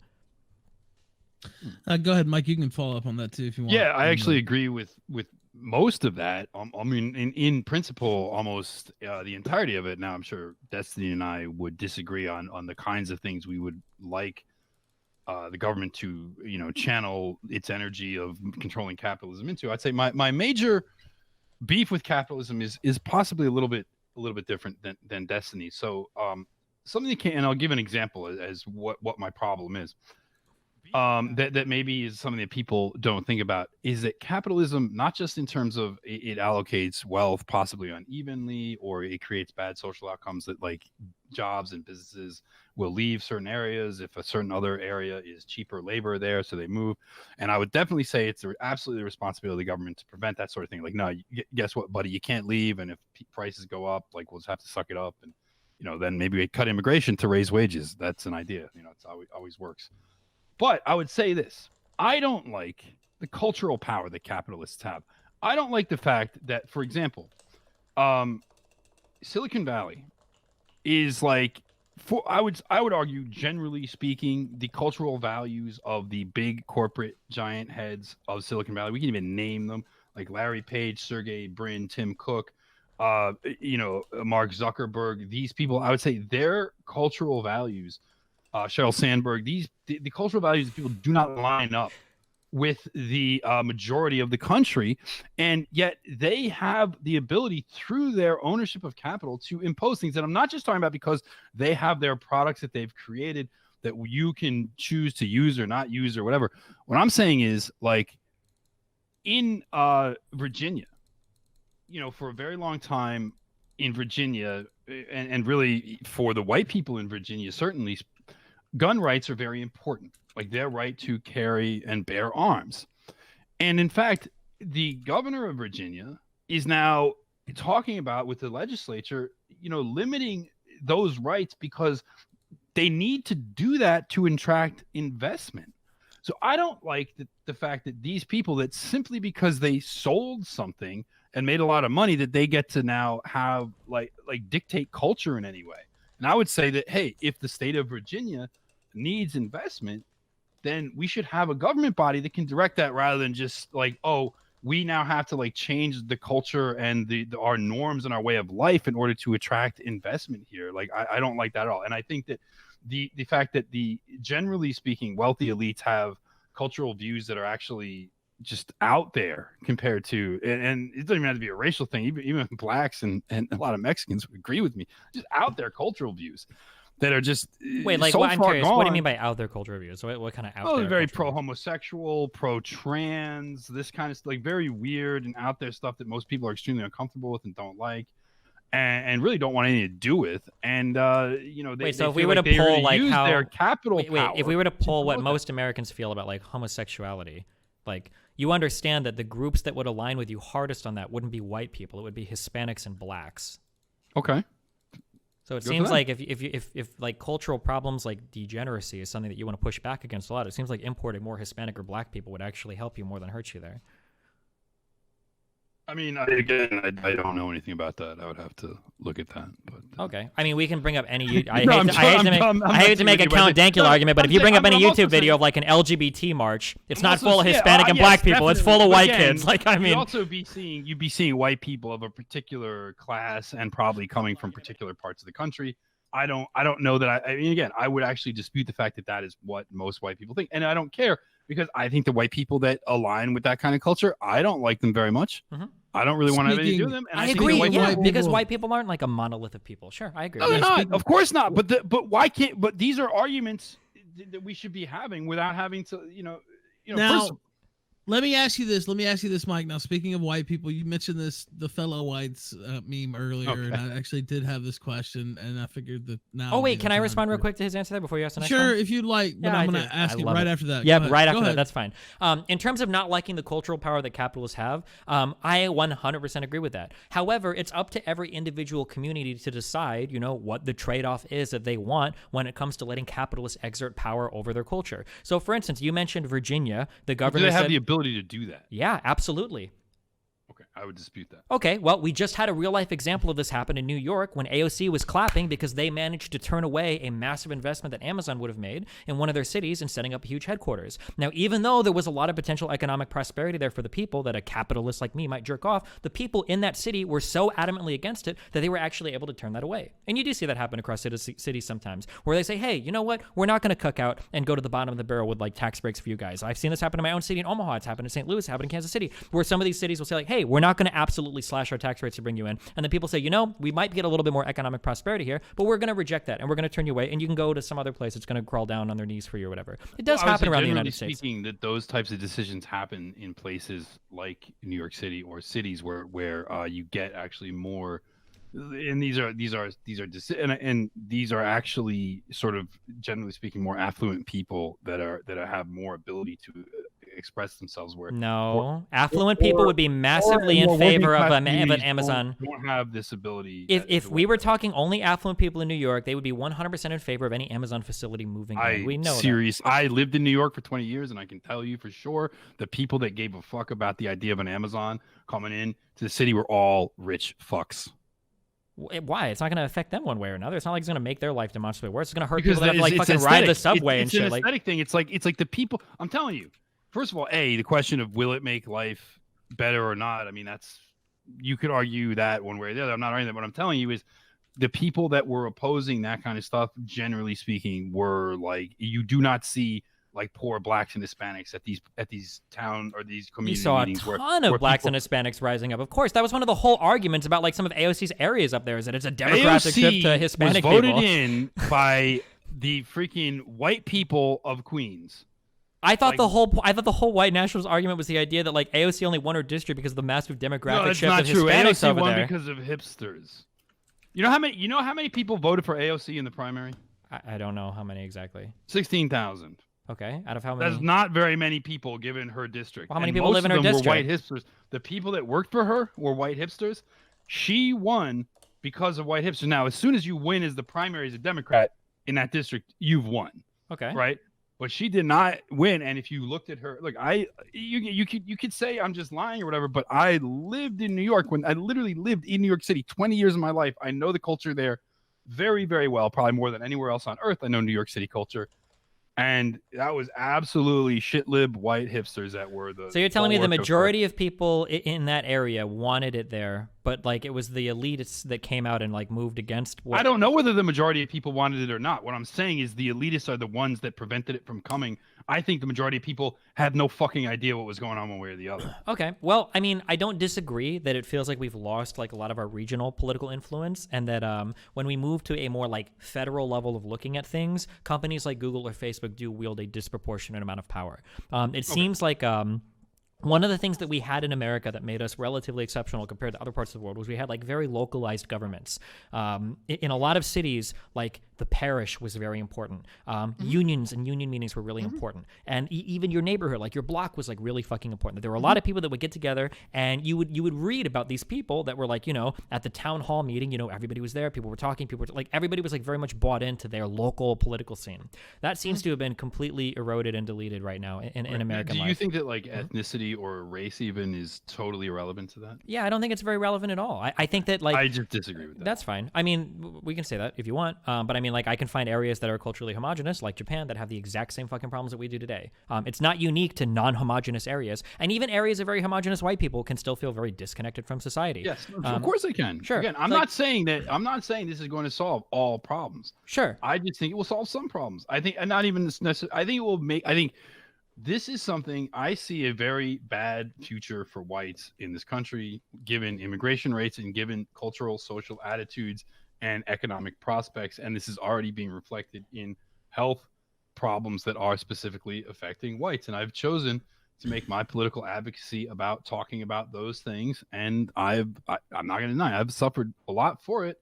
I don't even need to go. I'm not gonna give you a sob story. I guess like, yeah, I mean, like, the point is, this is what I am about. And I don't think that the fact that maybe not all white people agree with me, that to me, who cares? So what? Like, this is my position. This is what I'm gonna advocate for. I guess like, it's kind of funny that we're having this argument because like the black community has the same argument a lot too. Like, do we blame white people for our problems, or do we try to like bring our own families up and, help our own communities instead of waiting for white people, right? And well, sure. But like, it seems like sometimes the messaging feels like so oriented towards picking out like some demon to attack rather than trying to give people like an idea of like, hey, maybe it would be a good idea to log off the computer and go outside and talk to your friends. Or maybe it would be a good idea to like literally block Reddit on your phone. That like there are things that we can find like to help people get out and be a part of their community and socialize more. Like, hey, I totally agree with you. In fact, people have coalesced around my website. Sure. And they've built regional clubs and groups of fans that do this. They go hiking, they go rucking, they go camping, they go shooting. Sure. I they think go it would be fishing, cool. and that I has think we been can great do for that. a lot of these guys. Yeah. A lot of these guys were total shut-ins. And that. and I'm sure it has been. But I think we could do that without the racial aspect. Well, like but both of us here. What's wrong with doing it based on because race, both like, of us making here these guys' lives better. Because like, no, if that you, but none of them are anything violent, giving none of them are sure hateful, giving none of them are hurting anybody people. giving anybody a group to belong to, it could be fucking ISIS even, makes people's lives better, of course, because they have a purpose and they're driven to do these things.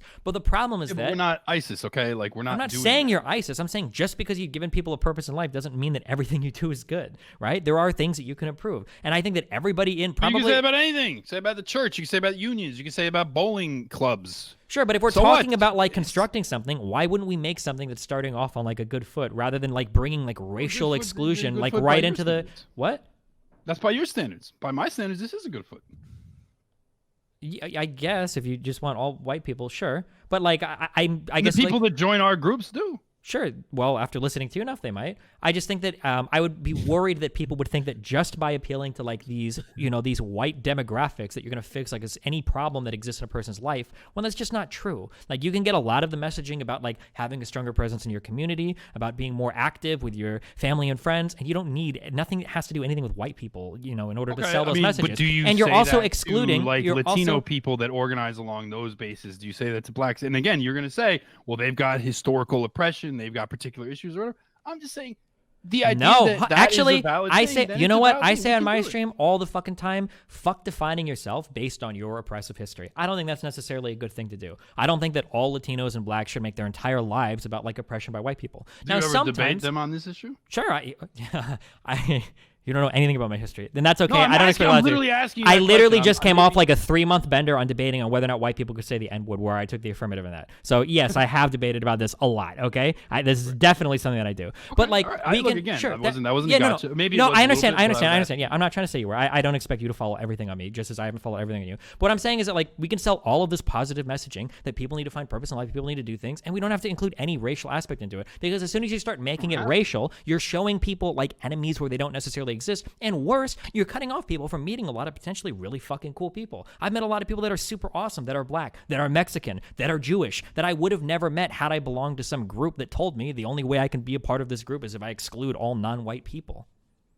Okay, I mean that's again. I'm not arguing about this. We're now just arguing about like, do you prefer to be a part of like a white community or not? And I can't. Certainly, I don't expect every white person will prefer that. I think a lot of them will, and that's certainly what I prefer and what the people that listen to me prefer. And I think the fact that that is what we prefer, and there's a good number of white people that do, the fact that there is a system in this country that is set up to specifically outlaw that, or not outlaw. I shouldn't say. Well, depending. Certainly, attempting to do something in terms of real estate or things like that, like creating communities that are sort of homogeneous in that way. That's outlawed. But in terms of like clubs and things like whatever, this is the culture and the communities that we have chosen, and we have decided to be like this. And sure, there's a lot of people that think it's not valid, a lot of white people that think it's not valid, but again, that's not really up to them what we're gonna do. Well, I guess like one of the cool things. Just as a final thing, this is one of the cool things. If we ever get to the final, if we ever get to the what does it mean to be an American thing, I think one of the cool things about being Americans is that we can accept a lot of different types of people that have a lot of different types of ideas. If you want to exist as a minority group of white people that only make friends with other white people or whatever, yeah, you've got the right to do that, I guess. I think it's really stupid. I think a lot of those people are missing out on meeting a lot of potentially cool people. But if you really want to, you can do that. You've already got the power to do it. Apparently, it sounds like you've already made clubs, you've already made groups, you've got a podcast. Like, I guess it's your right to do it, and you already have the ability to do it. All right, here we go. This is to Mike, by the way. Would you consider Jewish people to be white? If not, why are they not considered white when oftentimes they can pass for white? They even claim white. What makes them excluded from that category, in your opinion? Well, I would say that they exclude themselves and they exclude other, like, let's say, I know it's going to piss a lot of people off, but let's go with the assumption that they're like white, like racially. Okay.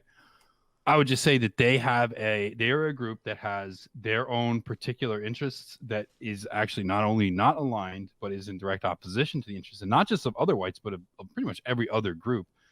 And in fact, they see themselves that way. And so I feel like the burden of sort of the burden on this question isn't on me, but on them. It's sort of like, if you want to be white, yet you But I mean, they're claiming it, right? Though I mean, like, but they also don't what, claim it. What is the though. criteria for claiming it, though? I guess. I mean, if they can't just say I'm white and you have to accept it, I mean, other white people just say I'm white and they look white. It's like, okay, they're white, right? I guess the issue, the reason I would say they are not, I mean, white or not, I would say the reason I say they're not white is I think their interests are directly opposed and aligned with each other, and in many ways opposed to mine. So, for example, I can't be a citizen of Israel, right? That fundamentally makes me different than a Jew. Now, you could say, oh, there's some Muslim citizens, but those are all just like grandfathered in from the 1948 war. They have a state that is specifically, racially, ethnically exclusive.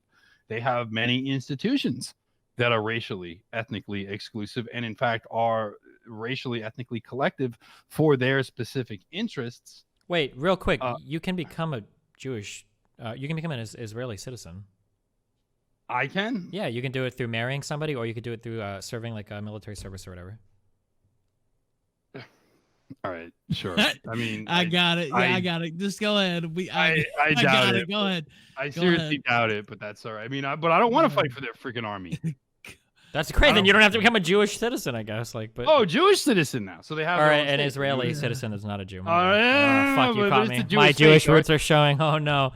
It's the Jewish state, though. I mean, and they actually, they have a nation. They have something called a nation-state law, where it's Israel is to be conceived of as a Jewish state.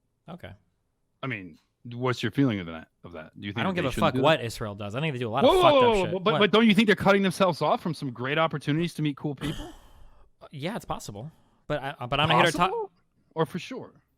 I'm not here to talk in representative of like Israel as a nation. But I'm not asking you that. I'm not asking you to talk in representative of them. I'm saying, generally speaking, yeah, you're not here to talk in representative of white people either. You had a lot of opinions on white organizing. I've never said that. I'm here to talk as an American about America. I don't agree with a lot of what Israel does. I'm pretty anti-Israeli. But you talked a lot about Japan, and you don't necessarily agree with their policy. Well, I was pointing to Japan as an example of another homogenous society that still faces a lot of the same problems we face in America today that you claim we could get rid of by being more homogenous. So let's talk about Israel. What about it? What about their policies? Are there any policies they have that you disagree with? Yeah, I think that the quasi-apartheid shit that they do on the West Bank to some of the Palestinians are crazy. I think the disproportionate amount of force that they use, I think kind of baiting people into attacking them, I think pretending that they're constantly under attack by organizations that obviously don't have the same funding or military support of them is fucked up as well. But obviously it's I super critical of a lot of. I think that when in Netanyahu or whatever came out and tried to pretend that Iran was working on nukes with absolutely no evidence, I think it's fucked as well. I don't have to be pro-Israel to not believe in a Jewish conspiracy theory in the United States, though. Okay, I was just curious how far your criticism of them would be. I agree with everything. I'm highly critical of Israel. They make up shit all the time to fucking murder Palestinians and shit. I've got some Palestinian friends. I've got Jewish friends as well, though. But I don't consider the Jews in the United States to be part of Israel. I think that requires like a grander conspiracy. I've got Jewish friends that I visit sometimes. Well, do they advocate for it though? Do they give money to it? Do they lobby for it? Most of the Jews that I know are non-practicing. They don't give a fuck about that Jews shit. That you know, I mean, are those a representative? But non-practicing, that's irrelevant. Actually, practicing Judaism is not actually really a big deal. Like a lot of non-practicing Jews still, on a nationalistic and a racial level, identify with Israel. Majority, depending on what data. Again, data we're going to talk about it. But most Jews strongly identify. Yeah, that wouldn't Israel. surprise me if a lot of them. Yeah, I'm sure they feel some connection. I mean, as a Jewish person, depending on how many places you. So, do you think they get something out of that? Out of the idea of having that here we have a state and a place for us? Yeah, even though we're here. Yeah, for sure. Country? Yeah, of course. Yeah, I'm sure they do get something out of it. Yeah. So why can't other people also have that? We do. It's called America. But it's not based on your race. It never has been. But it's not, though. But it is. I'm an American. You're an American. Yeah, we enjoy American privileges. This is our homeland. We don't have, like, if you were to follow your roots back, now, I'm just guessing by looking at it, you're probably not an American Indian. I could be wrong on that, but I'm guessing that your roots probably go back to Europe. But I'm the kind of person that pretends he is. Okay, sure. But I mean, like, at the end of the day, like in America, we don't feel a strong allegiance to, like, our people in Germany or France, or maybe on St. Patty's Day, some people come out as being more Irish. I don't know. White people do that shit sometimes. But no, like, in general, like, the country that we kind of, like, come around is America. Affinity for those countries than I do for Israel or I certainly have a greater connection to Europe than I would to other parts of the world. Sure, I'm sure people with European ancestry probably would, for sure. Right. But at the end of the day, our allegiance is to the United States, or it should be. It ought to be. I guess if you live here, it seems kind of weird not to be. If it I don't think the United States has really earned my. I mean, I'm not talking about being a traitor, but in terms of like. the idea that I have to like blindly agree, like I completely disagree with this bullshit that we've been doing foreign policy wise. Sure. Really Amen. since, And that's why we have a you know. First Amendment right. You can burn the fuck out of the flag in the street. Say fuck Yeah, the but burning the military, flag fuck the doesn't president. stop it, though. I don't Well, care no, about of burning course the not. If you flag. want to stop it, it comes What I down want to to do is I want votes. to point out the people that are doing it, and I want to get them out of power so they stop. And that's when you start getting in trouble. Well, I don't care about burning a flag. I'll fly a flag. In fact, I want to burn a different flag. The sad opinion, I used to be so much more conspiracy driven, but like as you spend more time looking at things, like the sad opinion is just like a lot of people are just pretty fucking dumb. Like when it comes to our meanderings in the Middle East, like a lot of it isn't this like big like conspiracy theory that's gotten people. Like a lot of people just like a lot of people in the U.S. Here's the thing: a lot of people don't even give a fuck about foreign policy. They really don't. It ranks really far down on those lists compared to like healthcare, the economy. Generally speaking, it feels like it doesn't actually affect you. Yeah, for the most part, a lot of people feel that way. Yeah. Right. So like, I don't think you need a grander. Doesn't mean it's not. It doesn't mean it's true. It also doesn't mean that like it affects you if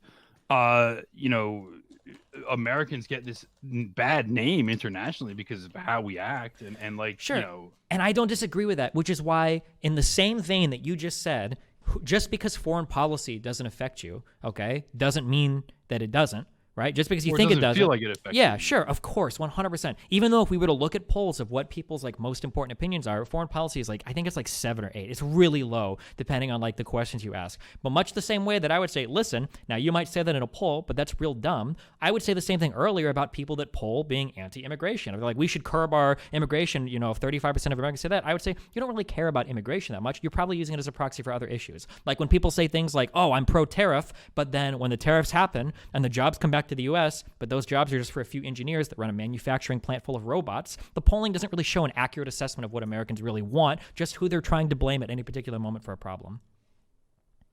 All right. Very good. All right, I have a question for you, Mike. Another question for you, even though you had the last one, but I'll let Destiny weigh in on it as well. Mainstream Republicans have very publicly supported the lessening of restrictions on immigration. Other dissident right-wingers have publicly advocated for the election of Democrats in the short term in order to ensure that those Republicans are no longer in office. Would you agree with such a plan, and would you extend this plan to voting for the Democratic candidate against Donald Trump? I would. I mean, again, the interesting thing is, like, I am very much against the Republican Party.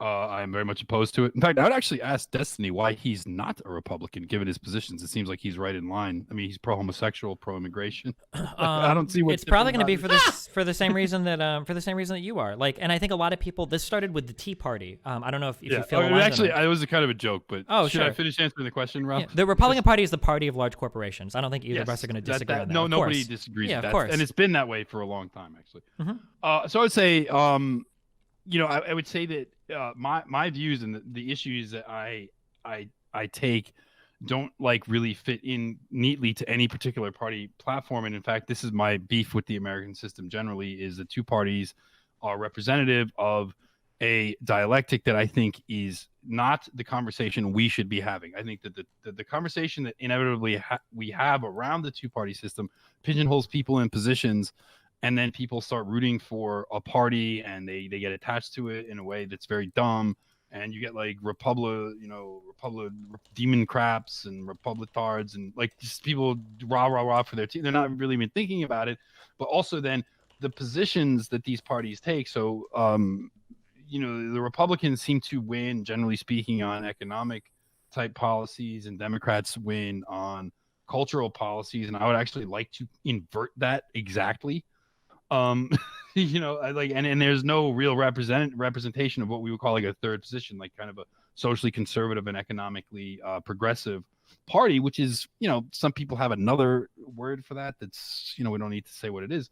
But I would say, I don't know, would I advocate voting for a Democrat in an election or not? I mean, my favorite candidate for president is Tulsi Gabbard. But that is primarily because of her foreign policy views. But I also think that her views on culture and social issues and even potentially immigration are less toxic than anybody else's. So Donald Trump, I just don't trust him. I was very much in favor of him in 2016. I think that, him losing and him losing could have benefits. Him winning could have certain benefits. we'll just have to play it as we go. But I wouldn't say one. I can't say one way or the other. But I certainly don't think there's a reason for people that agree with my politics to knee-jerk support Republicans in every case. And in fact, I would argue Republicans are our worst enemies, because when we look at the cultural transformation and the demographic transformation of America over the last 50 years, Republicans have been in power 30 out of those 20 years, and look at where we are. And in fact, Republicans are always the one that pass amnesty. Always. Now, let me ask you a question, Destiny. Some of the breadtube types, or I guess harder left types, have criticized you during this primary campaign for the Democratic nomination. I guess kind of portrayed you as a corporatist almost. They're not sufficiently. Wait, a what? Well, I don't know if you corporatist. I don't know if you want to use that word. Gotcha. Okay, sure. Yeah, corporatist or kind of business class Democrat or something like that. Sure. And not sufficiently woke or not sufficiently left wing enough. I guess just what do you think about those critiques, and do they hold any water with you? I don't get accused of being not woke enough. Generally, the attacks on me come from an economic point of view, because I don't buy into socialism. Yeah. That typically is like in terms of like wokeness, I would consider myself to be more woke than a lot of the breadtube types. A lot of the breadtube types, for instance, will say fuck intersectionality. It's all about class, which is a huge disagreement that I've had with a lot of people on the left, as of recently, where they'll say things like racism doesn't exist, that's just capitalism in disguise, or shit like that. So yeah, that's been my big divergence from more of the extreme left types recently. All right. Now here's another question for you. A common line of thought on the left is that America has no cultural identity of its own. Do you agree with this sentiment? And then, I guess I'll ask you that first. Do you agree with this? I guess so I'm trying to do something different this year, which is build positive arguments, which usually I'm very critical of other people's positions, but I'm trying to build more positive arguments. So usually when I say there is no American culture, I'm usually doing that as an attack on somebody that feels like some group of people doesn't represent, what it is to be an American.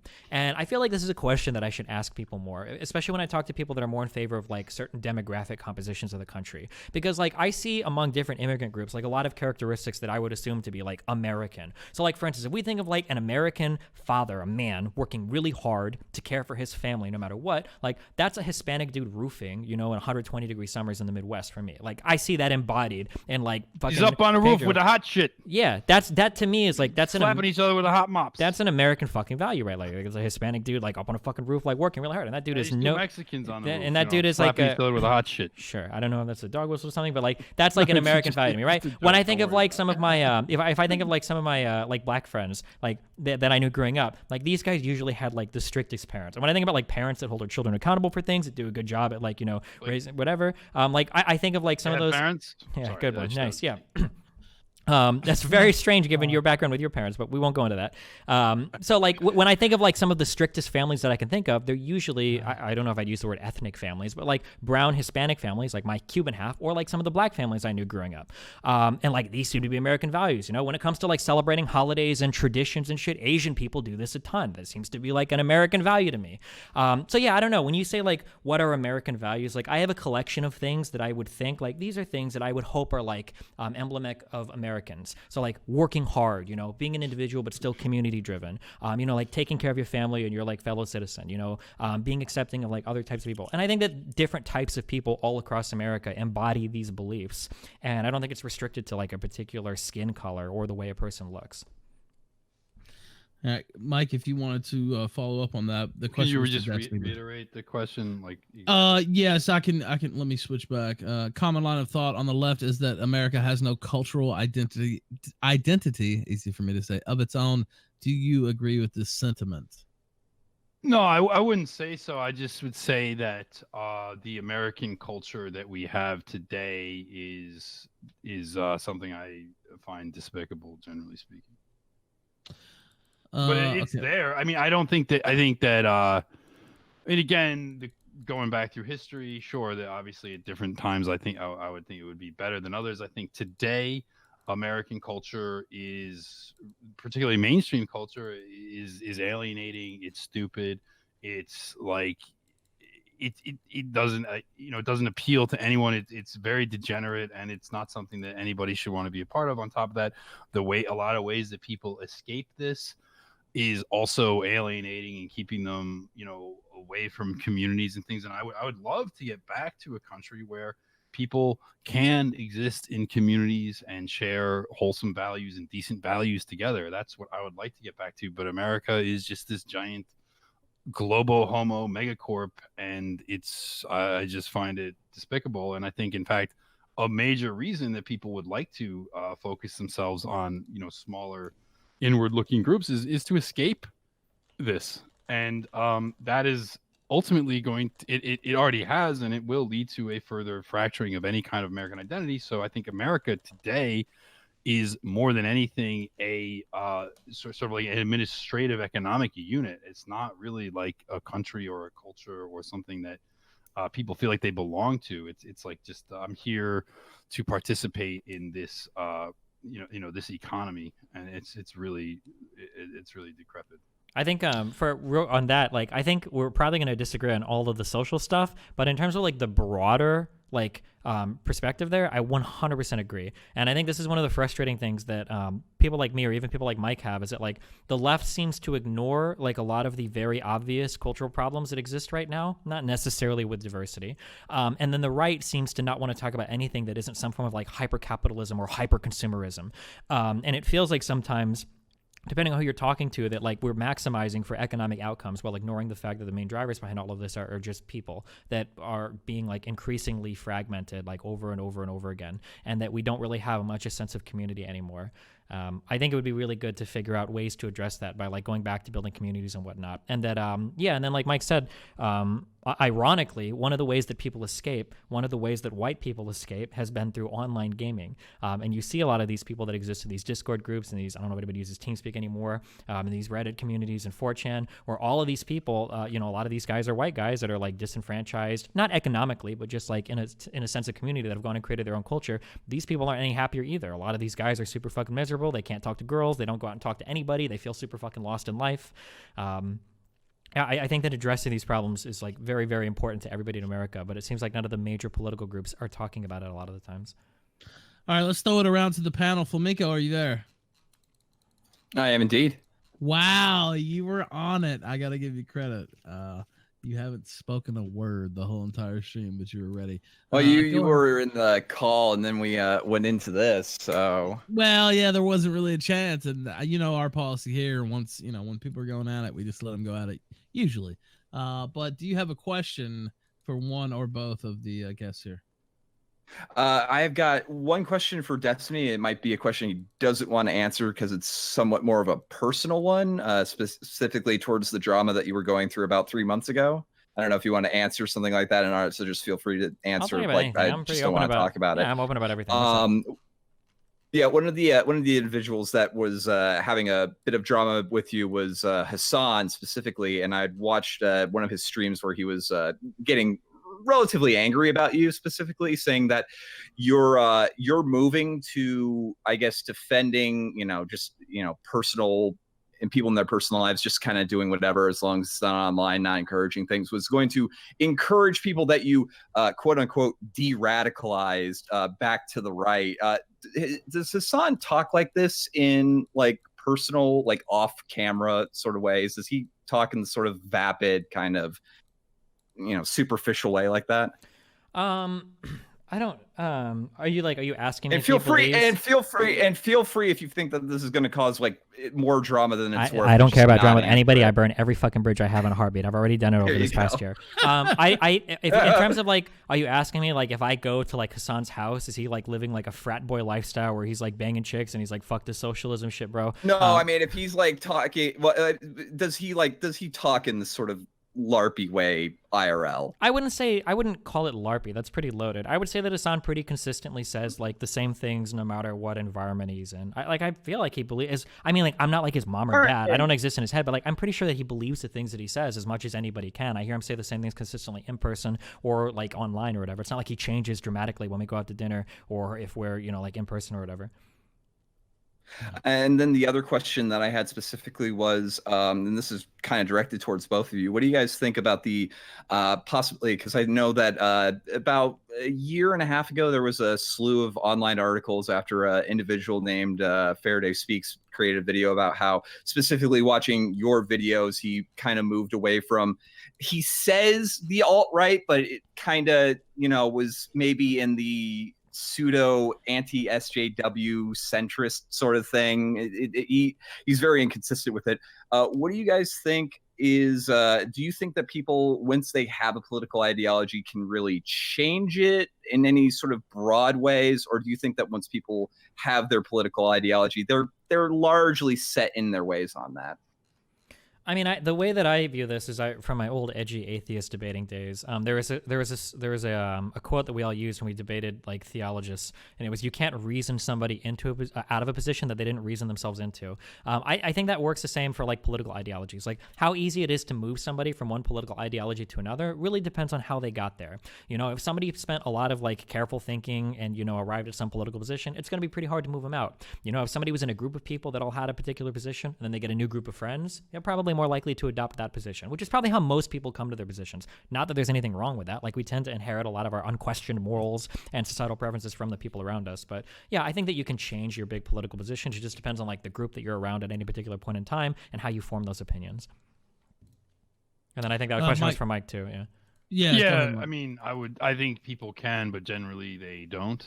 And I think it depends on how emotionally connected, or in some cases economically connected, they are to the kinds of positions they promote. And I think the kind of people that are willing to, I think a lot of people like to flatter themselves that my positions are pure reason. I detach myself completely from interests or emotion, and but that's bullshit. Like that's rare. And I would also just say, at some level, there's nothing wrong with being emotionally committed to something, depending on, obviously depending if certain emotions are blocking you from critical thought on things that are really dumb. That's stupid. But I would say for the most part, people don't, and it takes a little bit more brain power than average to do it, but people have. Now let me ask you this, Des. I'll get you back in. Yeah, no problem, man. Yeah, I'll get you with a follow. But let me ask you this, Destiny. People like Mike, other people have been subjected to hardcore tactics from Antifa. Doxing, sometimes in person, might be a street fight. That's not to say they're the only aggressor in this. I think there's a little bit of aggression on both sides, to be honest. But some on the left advocate. I would dispute that, but that's all right. Well, yeah. I mean, I'm saying so. I think I don't know. Sometimes when these never known the right to start these fights, man. I agree. I mean, look, we could quibble about that. I have to play moderator roles. I can't get into judgments. That's fine. So I'm trying to have my neutral hat on here, but very big brain. Yes, but some people on the left advocate hardcore tactics against folks on the right, doxing, fucking with their job, fucking with their IRL, shutting down their channels, stuff like that. Do you support those type of tactics? So my position is that in general, the only type of people that I don't like having big platforms are people that use them to lie, to spread misinformation. I think it does a damage to public discourse and it fucks everything up. That's the only people that I'm generally opposed to having like platforms. In terms of like hate speech and all that, I don't really care in terms of like legally. Now, if we talk about like what should private platforms do, I think it's pretty hard to say they are obligated to host the speech of every single person. It seems like you get into really weird areas if you do that. But in general, like in terms of what I talk about, the things that I'm majorly opposed to are usually like bad faith actors. Those are what fuck with me really hard. All right, now I'll turn that question to Mike. And I mean, there are people on the right who advocate, hardcore tactics as well. What do you think about those? And you can comment on the left-wing agitation as well if you'd like. Okay, well, I would say that basically when people like myself and people that advocate my kind of politics, for lack of a better term, white nationalist politics, white racialist politics, and combining those with certain foreign policy and economic views, it's a big threat. It's considered a big threat to a lot of people, and I would say that these anarcho-communists or these anarchists are really, they are just dumb foot soldiers. Like, they don't know what the hell they're talking about. No one cares about Bakunin. No one cares about Kropotkin. No one cares about, those militia groups in the Spanish Civil War. This is stupid entertainment for like upper middle class Jewish and white kids. And they go out there and they LARP, and they feel like they're on some big mission to attack essentially what is an officially marginalized position, which is mine. So, whether or not, hardcore tactics, like, we are the recipient of that because this is essentially like a militia, for lack of a better term, like a group of people whose job it is, like, they don't have any positive positions. Like, you'll never see, like, it doesn't matter if Antifa gets deplatformed. Who cares? They don't need a platform. They need 100 people to go harass somebody. They need to be able to go beat somebody up or attack somebody or call their job. Like, they don't need very many people. They need, they could do 20, they use 20 people, they could use 100 people. Whereas I would want a platform of thousands or potentially tens or hundreds of thousands in order assaulting to push my someone, that's illegal politically. now, right? Like, you can't do that. Like, if you do that, you can get arrested. Well, some of it's illegal, some of it's not. Attacking people is illegal, yet they seem to get away with it. Not all the time. We see there are plenty of Antifa people that get arrested. There are tons of people all over that, like, will start some shit and they don't get arrested for some reason or blah, blah, blah. But this idea that, like, police forces just, like, let these people slide or whatever is pretty insane. All right, well, I've witnessed this firsthand too many times to think that it's not actually happening. And I've had friends of mine who haven't actually hurt a single person that are in jail for, like, 4 years, okay? On what charge? Literally, what's that? On what charge? On conspiracy to riot with actually no victim ever showing up in court. Well, who are some of these people? I could name them. Yeah, you should. I'm super curious. That sounds like a huge affront. Okay, You should get the Benjamin ACL. Daly, Tom Gillen, Michael Mazelis, Robert Rundo. But Robert Rundo charged with the exact same thing in California. The judge threw it out. Yet in Charlottesville, they get found guilty of it. There's no victim. So I don't know if you need a victim for a You conspiracy to could go look riot. at this stuff. We'll look at it. But I'm curious. To be locked in jail for 4 years on a charge that has no evidence or Benjamin whatever. Daly is going to be in jail for, I believe, the next he did time served for a long time waiting for the trial. I think he's got like 2.5 more years. Michael Mazzella is going to get out in like 10 months. I think Tom Gillen is somewhere in between those two. But yes. And that Benjamin. No victim. Well, wait. I don't know if you need a victim for a conspiracy to riot. But conspiracy, that's a bullshit charge. What's the charge? If I were to get a bunch of friends together and say, hey, like, let's plan to get some fucking napalm and shit and go riot down the street. You have to No, you do it. don't. You don't have No, to, yes, to be you charged do. with conspiracy. Look, No, I you actually don't. know.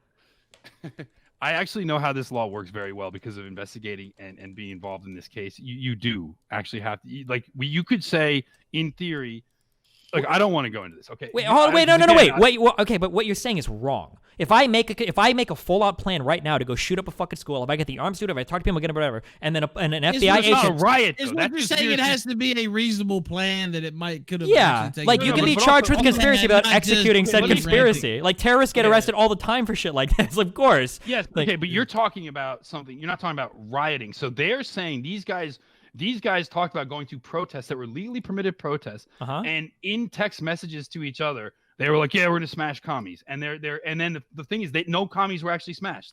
Yet they're still in jail for years for that. Is that fair? Well, was there a conspiracy for them to cause damage and shit?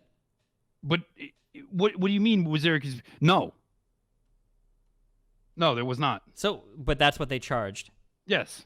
Okay. I'll look. If you're going to if you're going to a protest, sure. Say like you're going to a protest where the alt-right is going to show up, not you or maybe whatever, and you don't like them, and you're like, we're going to show up, yeah, let's smash some alt-right people. You text that to your friend, but then you go and you don't actually smash any alt-right people. Do you think that you've done anything wrong? Yeah, of course, 100%. Just because you don't go through on a conspiracy doesn't mean the conspiracy itself isn't illegal. But do you think that people can say things like that and just like that's just like letting off steam? I mean, if you say like, if you would have texted some friends and you'd be like, yo, let's go All right, fucking smash some fucking people or whatever, and then you show up there, even if you don't do it, yeah, that was conspiracy, of course. In California, the judge himself threw the case out because he said it was unconstitutional and it actually prohibited legal speech. Okay, cool. So, and in fact, in Charlottesville, we got a different outcome. So this is possibly going to go to an appeals court, whatever. But I am saying, I am advocating on behalf of these guys because they got shafted.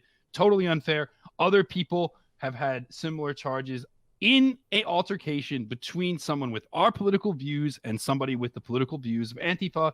Every single time the police and the state and the prosecutors all the way up to the courts are going to side with the other side, and they're the freaking anarchists, supposedly. But that's just because anarchism is a bullshit ideology. It doesn't matter. It's just a cover for elite interests, and these people just mobilized to go attack people to protect, frankly, Jews and corporations. Like, I wish, I hate bringing up like certain empirical things just because like I'm not 100% sure, but like on a quick Google search, like I can see on Fox News, like Antifa member charged in assault of Marine reservists near We the People. So I'm pretty sure that if we were to start going through news articles, we can find left-leaning people that have been charged with assault. And I never said they weren't charged.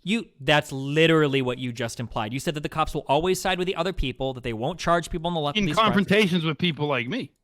Okay, so now your more specific claim is that in any... No, that's what I said from the beginning. Okay, so in any confrontation between right and left, the people on the left... A person could potentially be arrested. Like there was a guy that punched a Jew in New York City. He got in a lot of trouble. Okay, but in any other confrontation between the right and the left, people on the left will never get arrested? That's not going to happen?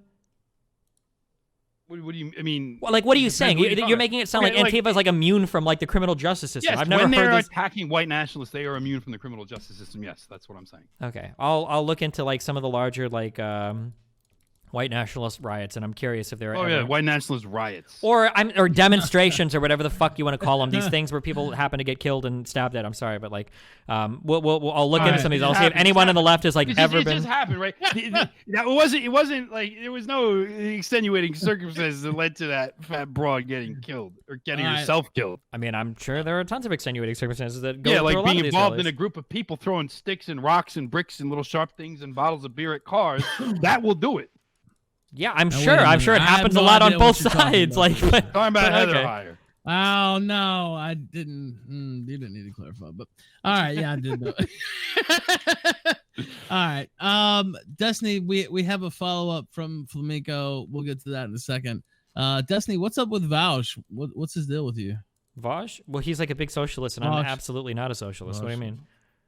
I don't know. It just seems kind of like salty about you. I don't know. Well, because I don't want to talk about it. I'm trying to divorce myself from that lefty shit online. I don't think any of that shit is like relevant to like current day American politics. Like I'd rather talk about like issues related to like immigration or stuff like that than like what's the perfect socialist communist state we can circle jerk with our friends over creating. Is like really fucking boring to me. I hate it. Yeah, I mean, the reason I asked is because I saw him. He took a clip. I guess you were talking about doing this debate, and he was, saltily breaking it down about, why that was so offensive to him or whatever. I mean, you can get him on next. He's like pretty open to debating people. I'm sure you'd be able to talk to him next if you want. Well, we tried to get him on to debate Nick Fuentes actually, and he turned it down. He said he didn't want to. Wait, what was his reason? He turned down Stryker too. Yeah, he used to. I guess I don't know. I guess the Sargon thing kind of hit him hard. Was Sargon actually win a debate? He beat. Well, I mean, I wasn't the moderator of that debate, so I feel free to weigh in. I would say Sargon probably came out on top in that debate. Wow, yeah. That's what were they debating? I don't know if there was a specific topic. I think they went all over the place with the topics. The only reason I say that mostly is because Vaush got so pissed off, like he was just enraged the whole debate. I mean, let's be real. All of us can agree here that Sargon is a pretty infuriatingly stupid person to talk to. Yes, I won't disagree with that. Ralph might not want to say that. No, we've had our own. Oh no, actually, yeah. I think we can find common ground. Yeah, if the measure of a debate is how mad the other person gets, Sargon probably wins the majority of his debates because holy shit. We can all find common ground. Get him in here. Actually, I'll put out that public challenge, brother. Sargon made a video attacking me recently. He didn't respond to my Skype messages, so maybe you can goad him on to coming on here to talk to me next. Well, we're down for it, and I'll certainly try it. He's not big fans of ours, but we'll still try it. All right, Flamenco, go ahead with your follow-up. We're going to take some chat questions. Yeah. If you How much long are we going? I'm getting we've been doing 2.5 hours now. We got 15 minutes. All right, I can go till midnight. Yeah, and then we're done. So, Flamenco, get it out. We'll go to some callers. Yeah. So I guess on that specifically, do you know why so many people have kind of affected your mannerisms, Destiny? I'm just curious. I think that for this is going to sound really narcissistic. I'm sorry, I don't know how to explain this, but like I feel like for a long time, people on the left weren't very effective at communicating with people that disagreed with them. But people on the right were very effective rhetorically at getting under people on the left. And I think that I'm probably one of the first big people on the left that seems to do okay in these live format conversations. So a lot of people are probably looking to copy some of the things that I do, since it seems to be somewhat successful.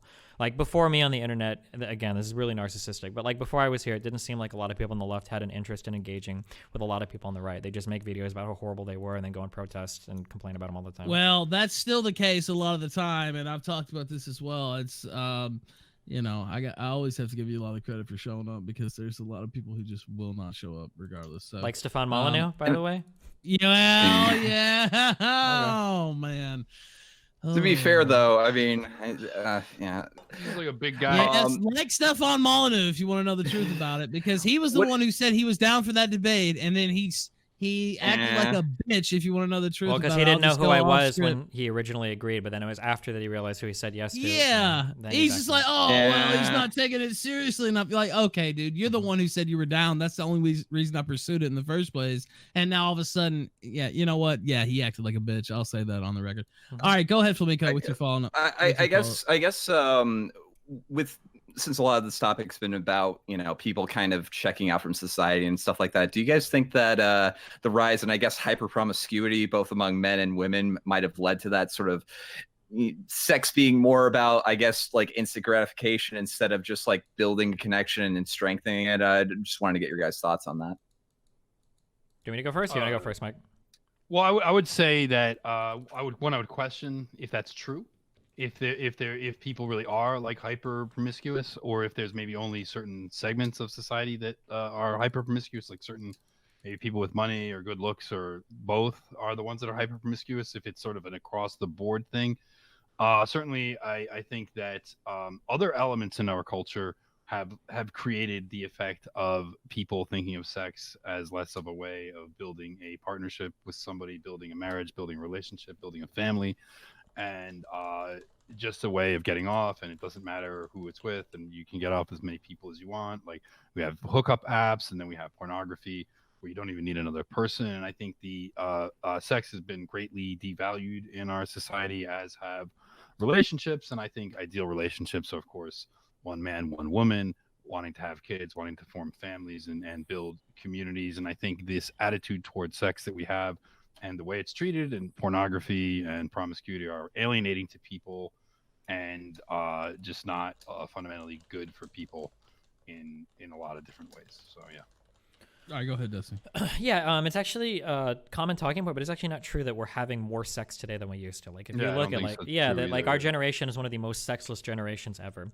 In terms of like, maybe not having sex as much, but like, our view is sex. I guess think about sex, pornography addiction, stuff like that. The problem is that like when you take meaning away from people, like people will try to fill that void with anything. Like humans seem to not be able to exist without getting meaning from some institution. You know, it used to be like religion and communities. And when you strip that away from people and you don't give them anything as an alternative, then yeah, they'll look for like other ways to find meaning in life. I'm sure there are some people that engage with pornography, like all online interactions, in a very unhealthy way. You know, porn is supposed to be, you know, if you agree that porn isn't degenerate, I don't know how TradCon everyone here wants to go, but porn is supposed to be like, hey, you know, maybe I want to masturbate or whatever, and that's fine. It's not supposed to be a replacement for real life sex or for real life relationships, you know. But a lot of people use online everything as replacements for real life anything, you know. Facebook was created to augment your real life relationships, not replace them. Porn was created, if you want to have a wank every now and then, not to be like the only way that you seek sexual gratification. A lot of people are going to engage in a lot of things in very unhealthy ways if they are lacking meaning in life and they're looking for it. I don't think that the way that we treat sex now is alienating. I think that the way that we treat sex now is a result of the alienation that we feel in general from society. Can I push back on one thing? Yeah, real quick, so we can roll in the callers. I know all right, because I would say that I don't necessarily know that that's necessarily what porn was for. I would argue that essentially one reason for porn was it makes money. Another reason was it promotes a certain type of culture, and the result of it is, I would say a lot of people say porn, like say it's exploitative towards women. I mean, I think that's true, but I think it's most exploitative towards men, and the way that men's sexuality works. It's like a hack of male sexuality, and it's really damaging to men. And I would say that, you could say like, cocaine was invented so you could get work done late at night one day, or you could have fun at a party or something like that. But then like, what's the real result of doing cocaine? Well, now you're a freaking blowhead, and you're blowing like $500 a week on this stuff, and you're coked out all the time, and whatever. So I would say like I just would question that was the premise of porn, and that was the result of it. And I would freaking ban it. I would straight up ban porn. Yeah. So in terms of like what it's supposed to be for, I'm using that word in a different way. I'm sorry. Like Mike is absolutely right. Porn is to make money. I wouldn't say it's to push or promote certain types of culture. I would say that porn is to make money. Everything that we do in society is to make money. But that's kind of the problem that I think I would say Mike and me probably agree on, that a lot of people agree on, but can't necessarily put their finger on it. The fact is that everything we do in society is to make money. We can argue that porn is a hack of the male sex drive or whatever. We can argue that carbs are a hack of every human being's diet. I totally agree. Everything, with that. everything we do in society is to just push more products, sell more shit, get people, and under this understanding and idea that they need to buy a certain product to feel a certain way, to show off a certain cultural identity, so that they can buy more products to do that. And that shit is just cancerous. It's entirely detrimental to people's well-being, and it fucks with everybody's head, and it makes everything in society worse off for it. And I think we should probably move away. Like, these are all products of like a hyper-consumerist society, and I think it's really good to be aware of those things, so we can kind of like push back against it. All right, let's take some callers with the quickness. Lightning round, Winston Fujimori, go. Wait, real quick, Ralph, can I just say this? Wait. Real quick, Ralph. Wait. If anybody Go comes ahead. on and they just start like screaming the N-word, like I have to bounce. I'm just letting you know, okay? I'm sorry, I love you, but I just have to let you know because That's fine. Okay. I completely understand. Gotcha. Okay, cool. All right. Winston, All right, I had bigger, quick. Yeah, go ahead. All right, I had two questions, but I'll ask one. Destiny, I saw a video online, and I have to ask you this question. You're not gonna like it. No, Does your girlfriend no, we're not gonna go there. I know. Hey, if they want to ask personal questions, personal go life for it. I don't give a questions fuck. like that. I'll do it. want- Whatever he wants to ask, I'll do it, dude. I'm an open fucking book. All right, man. I do well, my I'll stream bring shit it all back day. in then. I'll bring it back in because I had said that I wasn't. And to be fair, you did bring up a few personal things. Yeah, too I did. during Yeah, the go for debate. it. You can take whatever you But- want, dude. It's all good. All right, well, Hit we'll me get up. him back in. We'll get him back in. I believe, and I don't even know the full details of it because I've tried to stay, like, because we have this debate coming up. It's like, I don't want to even know. Like, I'm not trying to fuck around with that. But people have been calling in saying that you got herpes from your girlfriend or something like that is what they've been calling Not it. to my So- knowledge. I Just a don't little think so. bit, like, Nope. Higher brow than that. I don't know. Sure. Yeah, that's Well, kind of. I'm just saying that's what they're calling it. I don't know anything about it. I don't even know where that comes from. I don't know what. I don't where want to that- know or talk about Yeah, that. I even don't wanna be mind like present answering for like that general questions. conversation. Yeah, but we probably shouldn't get into like my personal like what does my dick lean to the left or right because that's kind of awkward for everybody involved. We don't need to get that. If didn't it's not like want relevant to like yeah, a broader that's what I'm saying. conversation. Like I don't. Okay, yeah, care, then that's fine. and- Yeah, then move past it if you want to. That's fine. Yeah, that's why I just Mhm. it doesn't matter to me. The Supreme Commander, go ahead. You're on the kill stream. Supreme Commander, Supreme Call. Thank you. Rip. Oh, the callers. You never know. King Oscar, go. We do. All right, 2 quick points. Acts 17:26, and he made from one man every nation of mankind to live on all the face of the earth, having determined allotted periods and the boundaries of their dwelling place. That's my biblical verse. Now ask Also, a question. We can't ask a question if you have a question. I can King agree Oscar. that pornography is degenerate, but what about hentai? Okay. That's a question. I have to give you credit. I mean, Go if you ahead, think I'll- porn is degenerate, you must think that hentai is degenerate, right? You don't think that porn is degenerate just because of what it is, but more what it represents, I imagine, right? Which is people like indulging in something that is damaging your relationship with some process that's used to build families or some shit, right? Yeah. Yeah. Except inflation hentai, I'm okay with. Other than that, I'm joking. No, hentai is like he's like fucking degenerate filth. I'm not. I don't like it. Damn. All right. You know what they Hentai- say, dude. So bad. Like I can't even really watch it. Like I find it upsetting. Like, Cut. What are they? You know what the saying is? Have Cut you a. sat and tried to watch it. yes, I've watched hentai in my life, and I have not. Oh god, now let's just isolate that forever. But no, like yeah, no, I don't. It's not. It's definitely not something I would indulge. I'm gonna say, man, cut a weeb and a pedo bleeds every time, my dude. In a video game, of course. Don't actually cut real weebs, but Wow. Wow. It's Whoa. amazing how many things we're finding in common agreement. Next level shit there. All right. Let's try. I don't think we have much time for more calls, but we'll try. Spaceman, lightning round, go. Hey, okay. I got a quick question. You mentioned if whites were a minority, they would be treated with special minority status. But in South Africa, whites are a minority and they aren't being treated as well. How do you expect whites in America to be treated well if the ones in South Africa aren't? All right, thank you, Spaceman. Go ahead, Disney. So I had a conversation with a guy that covers some of the Australian, like the white farm killings or whatever. South Africa seems to be a place that everybody wants to run to explain what's going to happen to whites in the United States. But the relationship that white people have with their land there and the history with apartheid, I would say is like pretty unique compared to the relationship that white people have with slavery and everything in the United States. It's pretty different. Also, I would say that in South Africa, the amount of like farm killings that happen, while it is definitely like more than what should be there, so like it's overrepresented compared to the normal population, it's also overhyped like significantly. Like there's not this white genocide going on in South Africa where all these white people are being murdered. Like it's definitely like a particular problem there that I mean South Africa is going to have to deal with, but the strength of our institutions in the United States is far different than the strength of the institutions and the protections for like minority people and everything that exists in South Africa. So I would say that these two scenarios are pretty disanalogous. I don't see like all of a sudden, people are murdering white people for their land in the United States. I don't see that happening. I mean, if it does though, I mean, obviously, or if we see that about to happen, like we should obviously do something to stop that. Why do you think that their institutions are weak in South Africa? You think that could be a reason for that? I don't know. I mean, they used to have Jewish people or black people? What are we going to blame here? I mean, Well, I like the think you United understand States what is I'm a massive implying, right? country Like- that's a massive economic superpower that wields a massive influence over the entire world. As an economy, we're larger. As a government, we're larger. In terms of the foundation of our country, like our founding document is the oldest of any currently existing country in the world. Our institutions, I would argue, are stronger than that of any other country, especially South Africa. But aren't institutions made up of people? Like, isn't any country fundamentally the people that live there? Kind And of. like, if those well, the thing is people are that like, it's a continual process. Like the people shape the institutions, but the institutions also shape the people. Like yeah, these are things I'll that happen agree in tandem. Yeah. there is some of that, but but that doesn't mean that any one person can be anything, right? Like, I don't see blacks and Africans building the same kind of, and you could argue like, oh, colonialism, slavery, whatever. But there was a time when that didn't exist, and they had not built these types of things, and then lo and behold, they actually inherited a country that for the most part had been built by whites, and this is what ultimately happened. So I don't actually think that America will reach where South Africa is either, or if it does, it won't be for a few hundred years or something like that. But I do think that this is something that white people need to think about, that particularly given attitudes towards whiteness and in the media and things that are pushed, generally speaking, in academia, media, etc.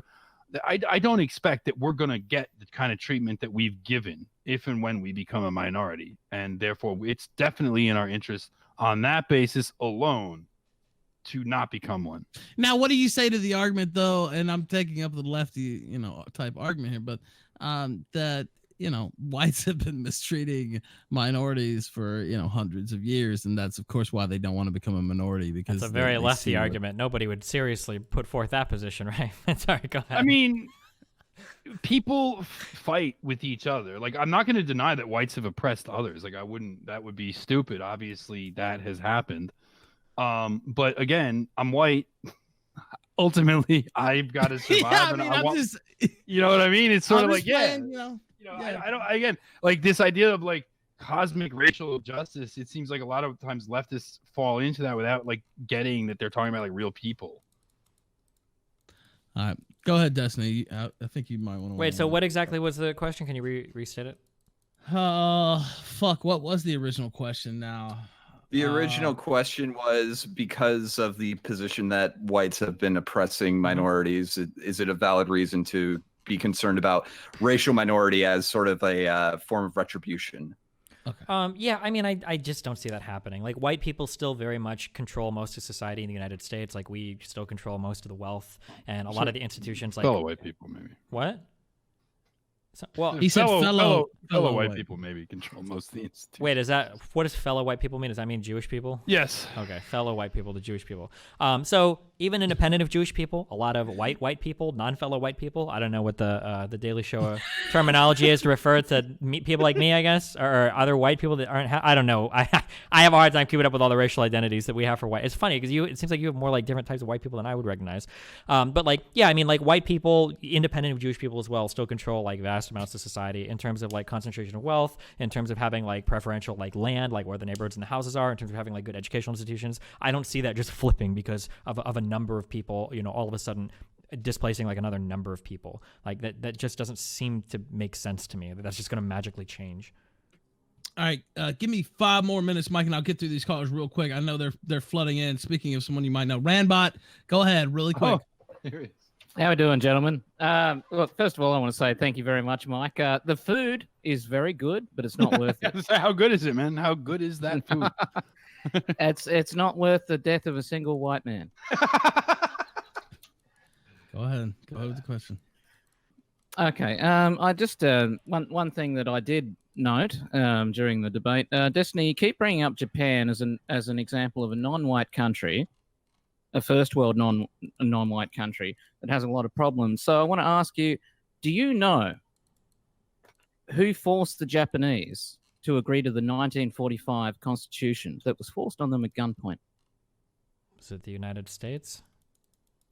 Is it the Jews? Not just the United States. Now we're going deeper. Well, can I refine that question a little bit for you, Rambot? Eh? Go ahead. So Go ahead. when you talked about incels in Japan and issues with birth rates and things like that, right? You would agree that you discussed that issue, that they have problems with that kind of stuff, relationships, sex, families, birth rates. I mean, I'm not trying to put words in your mouth. Just generally, if you don't think I'm representing what you're saying, tell me. Wait, are you talking to me? That's to you. Yes, Yeah. I'm asking Destiny. Wait, I'm sorry. Your question about like the birth rates and everything for Japan, what are you saying? I'm saying, like, would you agree this is a problem? Like you said, there's a lot of incels in Japan. Well, no, I don't like to just say like incels, but I would say like in Japan, a lot of people have like problems with their like identity, that they're very depressed, they don't get out and meet girls or whatever. Like incel is like a very kind of like dismissive way to like get rid of like very real descriptive problems, and that like It's young men pretty can't well find- accepted they're having problems. Okay. So Yeah. now- I just don't like my- using my- incel because that's there's- like a big attack term. Yeah. Like I don't want to just say incel or whatever. Yeah. Okay, yeah, I understand. I Sure. don't like that term Yeah, either, sure. but you know what I mean. Okay, so in 1945, when the United States occupation government took over Japan, Mhm. they wrote a new constitution for the Japanese. And did you know that at the time, this was the most, it was more progressive in terms of, or quote unquote progressive, I think it was regressive. It was more progressive in terms of feminism than any thing in existing in the West at the time. And do you know who wrote it? Who wrote that Some particular Jewish provision? person, but what about it? A 22-year-old Jewish woman who was on General MacArthur's staff. Okay. And she literally wrote the most progressive feminist provisions into the Japanese Constitution in 1945. What does this have to do and with lo and behold, anything? here though? we are, and they've got these falling birth rates, marriage problems, relationships problems, all kinds of stuff. Now, it's throwing that out there. Make of it what you will. Sure. I mean, like, going back to like the broader point, I think it's very easy when people feel like discontent in society to try to point to like a boogeyman to say like, well, it's this person's fault because women have more rights in society. Now it's fucking over us as men. I mean, I would argue that that's a symptom more of weak men than strong women. Like if you're threatened by the fact that women can vote in 1946 in Japan, or if you're threatened by the fact that But a just woman can hold voting is a number of things, but also yeah, but like the what problem provision? is, Wait, though- but what provision was given to women that should threaten a man's ability to pursue a relationship with a woman? Like I'm curious, like how did that constitution lead to men not being able to approach women and well, date? they got rid of, for example, they got rid of arranged marriage. So that's it. So a man can only marry a woman. There if was it's there arranged? was a number of provisions. But name like one or two. Like I have a hard time believing that there's some document that's like, oh fuck, I can't meet a woman now. She can vote. I'm fucked. Well, it's like, but would you agree that like if Japan had a certain type of society around marriage, mating, and things like that, then if that suddenly changed, that's going to affect their culture. yeah, of course. But we used to have a Okay, society so that's around what marrying. happened. Sure, but we used to have a society around marrying off like 12-year-old women in America. Doesn't mean we need to go back to that in order to make it so men can find women. I'm saying again. going back to that, but they didn't have these birth rate problems before. Then they changed the Constitution, and now they had them. And the other thing is, you could say that's because men are weak or they can't keep women or they have the wrong attitude, or whatever. My thing is saying if you have a massive structural change and you see a massive structural result, can you really blame like individuals? Wait, but like we already know that there are massive structural changes that account for low birth rates, and that's the industrialization of the West. That's not unique to Japan. That's true of literally every single Western country, save for a select few. And one of the things that also goes along with this is women in the workplace, the inability for one man to care for a household. So women like feel like they have to go into the workplace, then people put off having kids because they can't afford it. This happened to Japan in like a big way. Sure, it's happened to a lot of countries throughout the constitutional changes imposed by the occupation government. Sure, but I mean, like, this is a problem that the entire West is facing. Like, this is like, it's an interesting problem to talk about. But like, is the alternative that like women should be enslaved and forced to give birth to children, or like? I mean, I think that's extreme. Well, sure, but I mean, like, there are other ways that we can talk about this. But like here's the thing in the United States, right? It's not necessarily forced or not. The issue is culturally giving women this idea, like culturally making them essentially equal in terms of like worker bees for capitalism, I think is bad, and they don't really even want that. Yeah, I wouldn't. So talking about what women want is a very strange thing because there's a lot of things they do. But like, I agree that like certain conditions probably make it more likely that women and men are more likely to come together and have children. Like, that's probably true. Okay. There are some conditions that we would consider favorable. So for instance, in America, whether or not you get married with somebody is predicated oftentimes on economic stability, right? If you can't hold down a fucking job, the chance of you getting married and having a family and all that is really low. But there are also other conditions that made it more likely to have children that we don't want to emulate today. For instance, when kids died a lot during childbirth, you had to have a fuck ton of kids. When half your kids would die of fucking polio or some shit, you had a lot of fucking kids. You might have 9 kids in your family and only 4 of them make it to adulthood. Also, those conditions don't pertain anymore. Now we do have the issue of economic security, insecurity leading to low. But in a lot of those, birth rates. Sure, but in a lot of those conditions that went away, that caused the birth rates to decline, it's hard to say, like, in a perfect world where men and women can give birth to healthy children, and when both people have their own like economic destinies before them, like, do women want to have kids the same way that they used to? It seems like some women are choosing no. Even in Africa, this is happening. We can go and look at African birth rates that haven't quite gotten to Western ones, but they're definitely converging on it, and it's because kids don't die in childbirth. It's because, you know, people don't have a fuck ton of kids anymore to work for the family. Like, I thought African birth rates were like off the charts compared to Western birth rates. They are very high, but if you look at the history, the trends, it's insane how low African birth rates have gotten compared to 20 or 30 years ago. It's crazy how quickly they're converging. And this actually even happens with minority groups in the United States. We always talk about like how Hispanics come to America. Hispanics are going to come to America and breed like cockroaches. They don't. They actually converge on white birth rates like pretty quickly in like 2 or 3 generations. So yeah, I mean, like, that's an interesting question. Like, there's a broader question. Is like, our culture is basically fucking cancer, but to some extent. But like, who are you to say that? Like, for instance, like, if we were to what if we were to reverse the burden and say, okay, well, we're going to go back to doing families the way we used to, but men, you're the ones that are going to have to give up your careers to do it. Like, I don't know how many men. I know as a man, I wouldn't want to take a break when I'm 23. It's like, well, fuck my career. Time to spend 10 years raising a kid. You really think women want to work?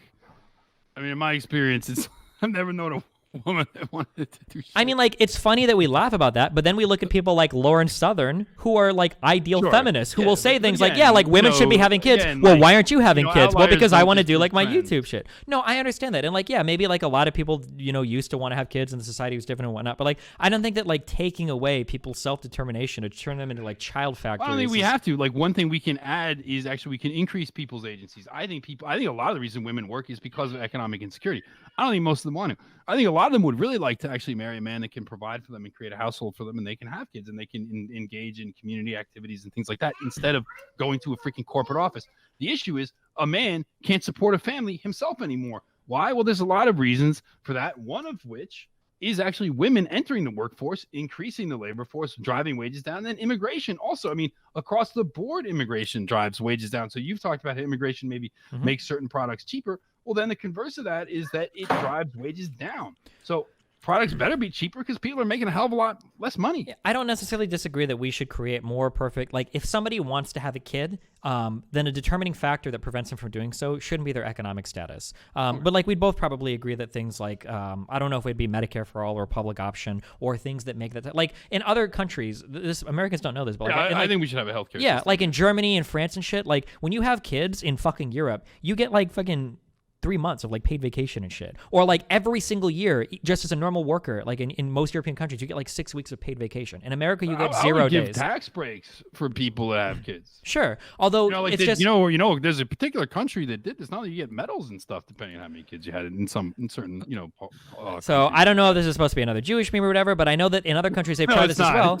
So like for instance, like I know in very different country. So in Italy, they tried this as well under Mussolini, where they were trying to have like more people having children as well, and it didn't work. Like they tried everything they could to encourage more and more people to have children, and like this thing of like forcing women to have kids when they've already gotten like some amount of like economic freedom, like is really hard to do. The fact is that like having kids, like we can talk about how great it is for your life to have kids, but a lot of people don't want to fucking make those sacrifices. Men sure as fuck don't, and when women are given the opportunity, it seems like they don't want to as well.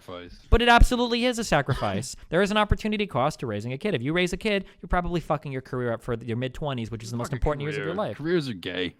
I mean, everyone in here right now is a career doing shit, and we all seem to get some amount of happiness or pleasure or satisfaction or purpose from it, which is really important to a lot of people, finding purpose. I do agree with you that maybe we shouldn't find purpose in our work or in our careers, but particularly, I mean, I think that the idea of finding meaning in work, like, sure, I can see it, and certainly a lot of people do it, but I think that's also somewhat of a meme, and it seems to, it's like something that can be used it's potentially something that can be used to make people. I don't know. It's a lot of times it pisses me off when I see people say, "Oh, we value like hard work," and like a lot of times I'm like, I see the kinds of institutions that are in the society. I'm like, why the fuck should people work for this shit? Sure, yeah. When you've got a guy that's selling you products and he makes millions of dollars off of it, and then he tells you to value hard work so that you can go to a fucking job to buy more fucking products. It's like, okay, dude, like, yeah, I'm in the rat race. Yeah, of course. I think it would be really good if people chose to have families more because they didn't feel like they were stuck in the fucking rat race. I don't disagree with that at all, of course. All right, Rand, thank you for that question, sir. I do. Can I just finish up, please? Very quickly. I know your son was trying to chime in as well. Go ahead, very quickly. That was it. Little interruption by Zergling there. I just want to say that I hope that more South African people find themselves getting on the internet and putting out their stories, their experiences. I have personally known many South African people, and their stories, some of them are heartbreaking. No. And I don't want this tiny clown to be the final word on what's going on in South Africa. Fuck you for denying the South African white genocide. Oh, Thank you, Rambo. I appreciate it. If you want to respond to that, Dusty, go ahead. The millions of South African white people that are being murdered as we speak have my condolences. All right, let's take another caller. Faraday speaks. You're on the kill stream. Go ahead. What's up, guys? Hi, Mike. Hi, Steven. So, my question is, what do you guys think that left and right actually is? What does that actually represent?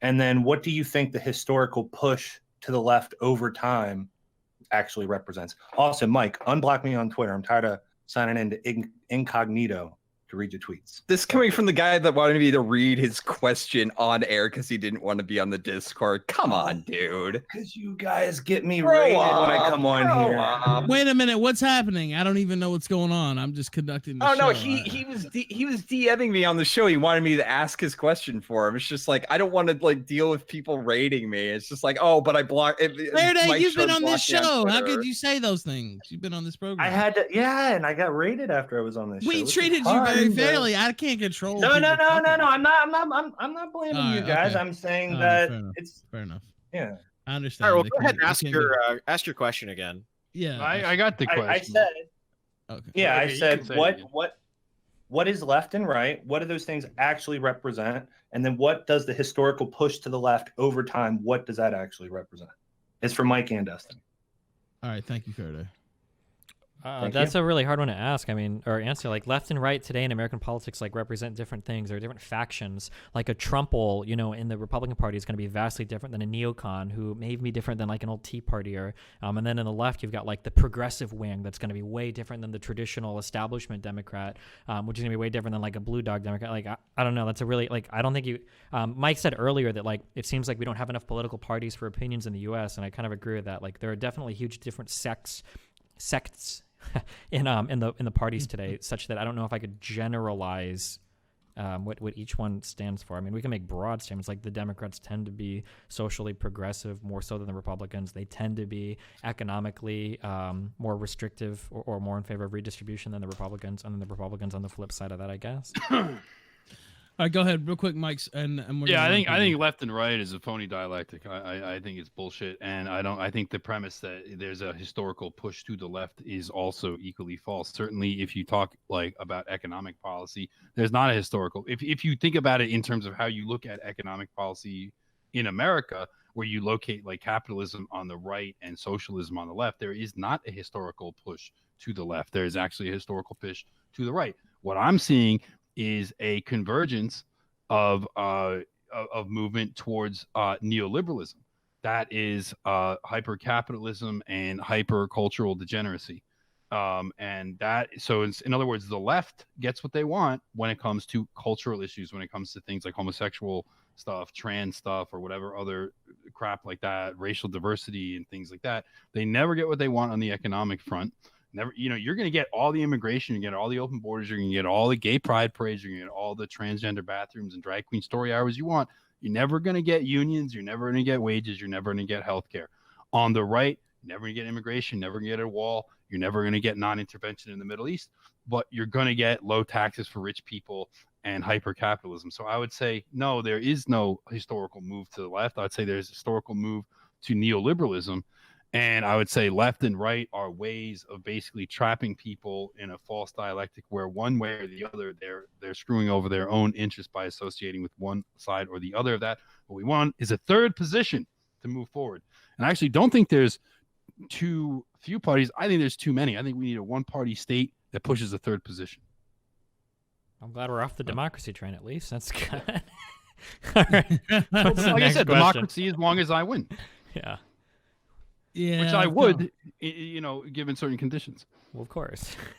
Anytime you surround yourself with people that only agree with you, you're probably going to win a lot of elections. All right, let's try another one. Vex, quickly, go.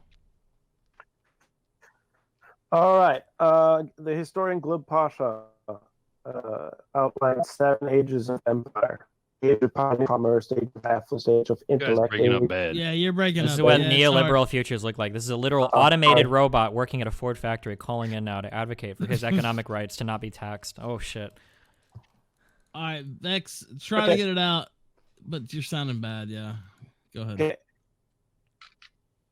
Okay. 7 ages of empire. Yeah, it's not. Vex, it's not gonna work, man. In the general chat, and I'll try to. Okay. Did he post it? You said, and you're gonna read it, or? I told him to post it. Is this gonna be the last question? Because it's like, I'm like falling asleep here, bro. Well, I mean, I was trying to get everybody in, and you guys. How many questions? How many more you got? Seeker Loather, go. I'll just make this the last caller because it has gone long enough. Go ahead, Seeker Loather. You're the last caller. Okay, I know. I would like to have an internet career, and I would like to know what's the success. What's the key to success on Twitch? And my second question is, if I were to post Chairman Mao's videos, and if I were to say that India, not Israel, is to blame for everything, why be eaten off Twitch? Thank you. What was the last question? I don't know. How about we just short into this? What's the secret to success on Twitch? Destiny, you're very successful over there. Tell us the secret. If I had the answer to that, I would be a fucking billionaire. I don't know. Every success in like entertainment is like a lot of luck, a little bit of talent, like, and then being in the right place at the right time. Like that's how all of entertainment probably works. Mike, what about you? What's the secret to success? Wait. Wait. I'll let you get to them. But what's the secret to success in the podcast game, Mike? Shit, man, I have no idea. When I found out that we were popular, I was surprised as anybody. I have that feeling every day. I want to thank both you gentlemen. Now, before I do, Flamenco, get your little part in. Oh no, Seeker Lothar just wanted to ask. Also if he played Chairman Mao propaganda and said that India was responsible for all the world's ills instead of Israel, would he get nuked off Twitch? I have no idea. If he only has 10 viewers, probably not. If he gets a 10 more and he starts talking about they should kill all Indians, probably. I don't know. Well, no. That's not what he said, though. He didn't say anything about kill all Indians. Well, that's why I'm saying that was my answer. If he just says that, he'll probably be okay, I imagine. But wait. I feel like the kill all is avoiding the issue. He's saying India is like responsible for the world's like. Let me say another way. What if I were to tell you there's a conspiracy of like Asia Pacific Islanders to control the economy of the United States, control the foreign policy of the United States, to control banking, to get involved in usury, high interest loans, immigration and things like that. How would you react to that? I don't know. That's really interesting. I'd probably do a lot of reading about that. I imagine there'd probably be like a lot of cover-ups in society about it too. It'd make it really hard for normies like me to understand. Maybe I'd make a coded language to communicate it to other people. Maybe I'd get my own scholars to do their own literary work on it that's outside of all of academia and not peer-reviewed. Like, I don't know. Maybe. But that's not how you. I mean, that's really how you personally would react if I told you that. I don't know. I usually follow. In all honesty, how would you react if I said that to you? Just be honest. I'd probably look at the evidence. Like, what is the evidence for this? What's the most likely explanation for certain things? And then I usually go with that. Whatever explains like the most amount of things. You wouldn't just like laugh in my face and say like that's retarded. Well, I mean, it depends on who's saying it. If some, I'm saying Asia Pacific Islanders like controlling the banks and foreign policy. Oh yeah, I'd laugh at you and say that. But like, right. So, but is there somebody you wouldn't laugh at if they said that? I don't know. Yeah, but there's like some historian whose like life's work was like investigating or researching like certain like economic positions or historical positions or anthropologic positions. I don't know. Like, yeah, they've got a background researching. Got to be more likely to listen to them. Sure. All right. Sure. Okay. Yeah, but unfortunately, all those institutions would probably be controlled by the Southeast Asian people. So I'd never find an unbiased person anyway, huh? So I guess there you go. It's really crazy. All those conspiracies are always like self-fueling, self-justifying. For Nostradamus, the year is always ending. Like the next calendar day. It's almost like you can tell yourself that story, and then you don't have to look into it. Yeah, nice. Always leave them wanting more, gentlemen. That is the number one. Yeah, that's a good advice. Thank you both for joining me here on the Kill Stream. You both excellent. I think it's the best one of these we've done, and maybe ever, to be honest with you. So yeah, thanks for doing it, Ralph, and thanks for keeping it kosher. I think we kept it kosher. Gentlemen, enjoy your weekend. Hope to have you back soon, and have a good one. See you later, man. Have a good one. Yeah, thanks, Harry. Bye. Bye. We love the state of China. All right, farewell, guys. Oof. Okay, I think that went pretty well. About as well as I could have expected it to, I think. 2020, the 2020 Destiny is going to, my goal is going to be to acknowledge the descriptive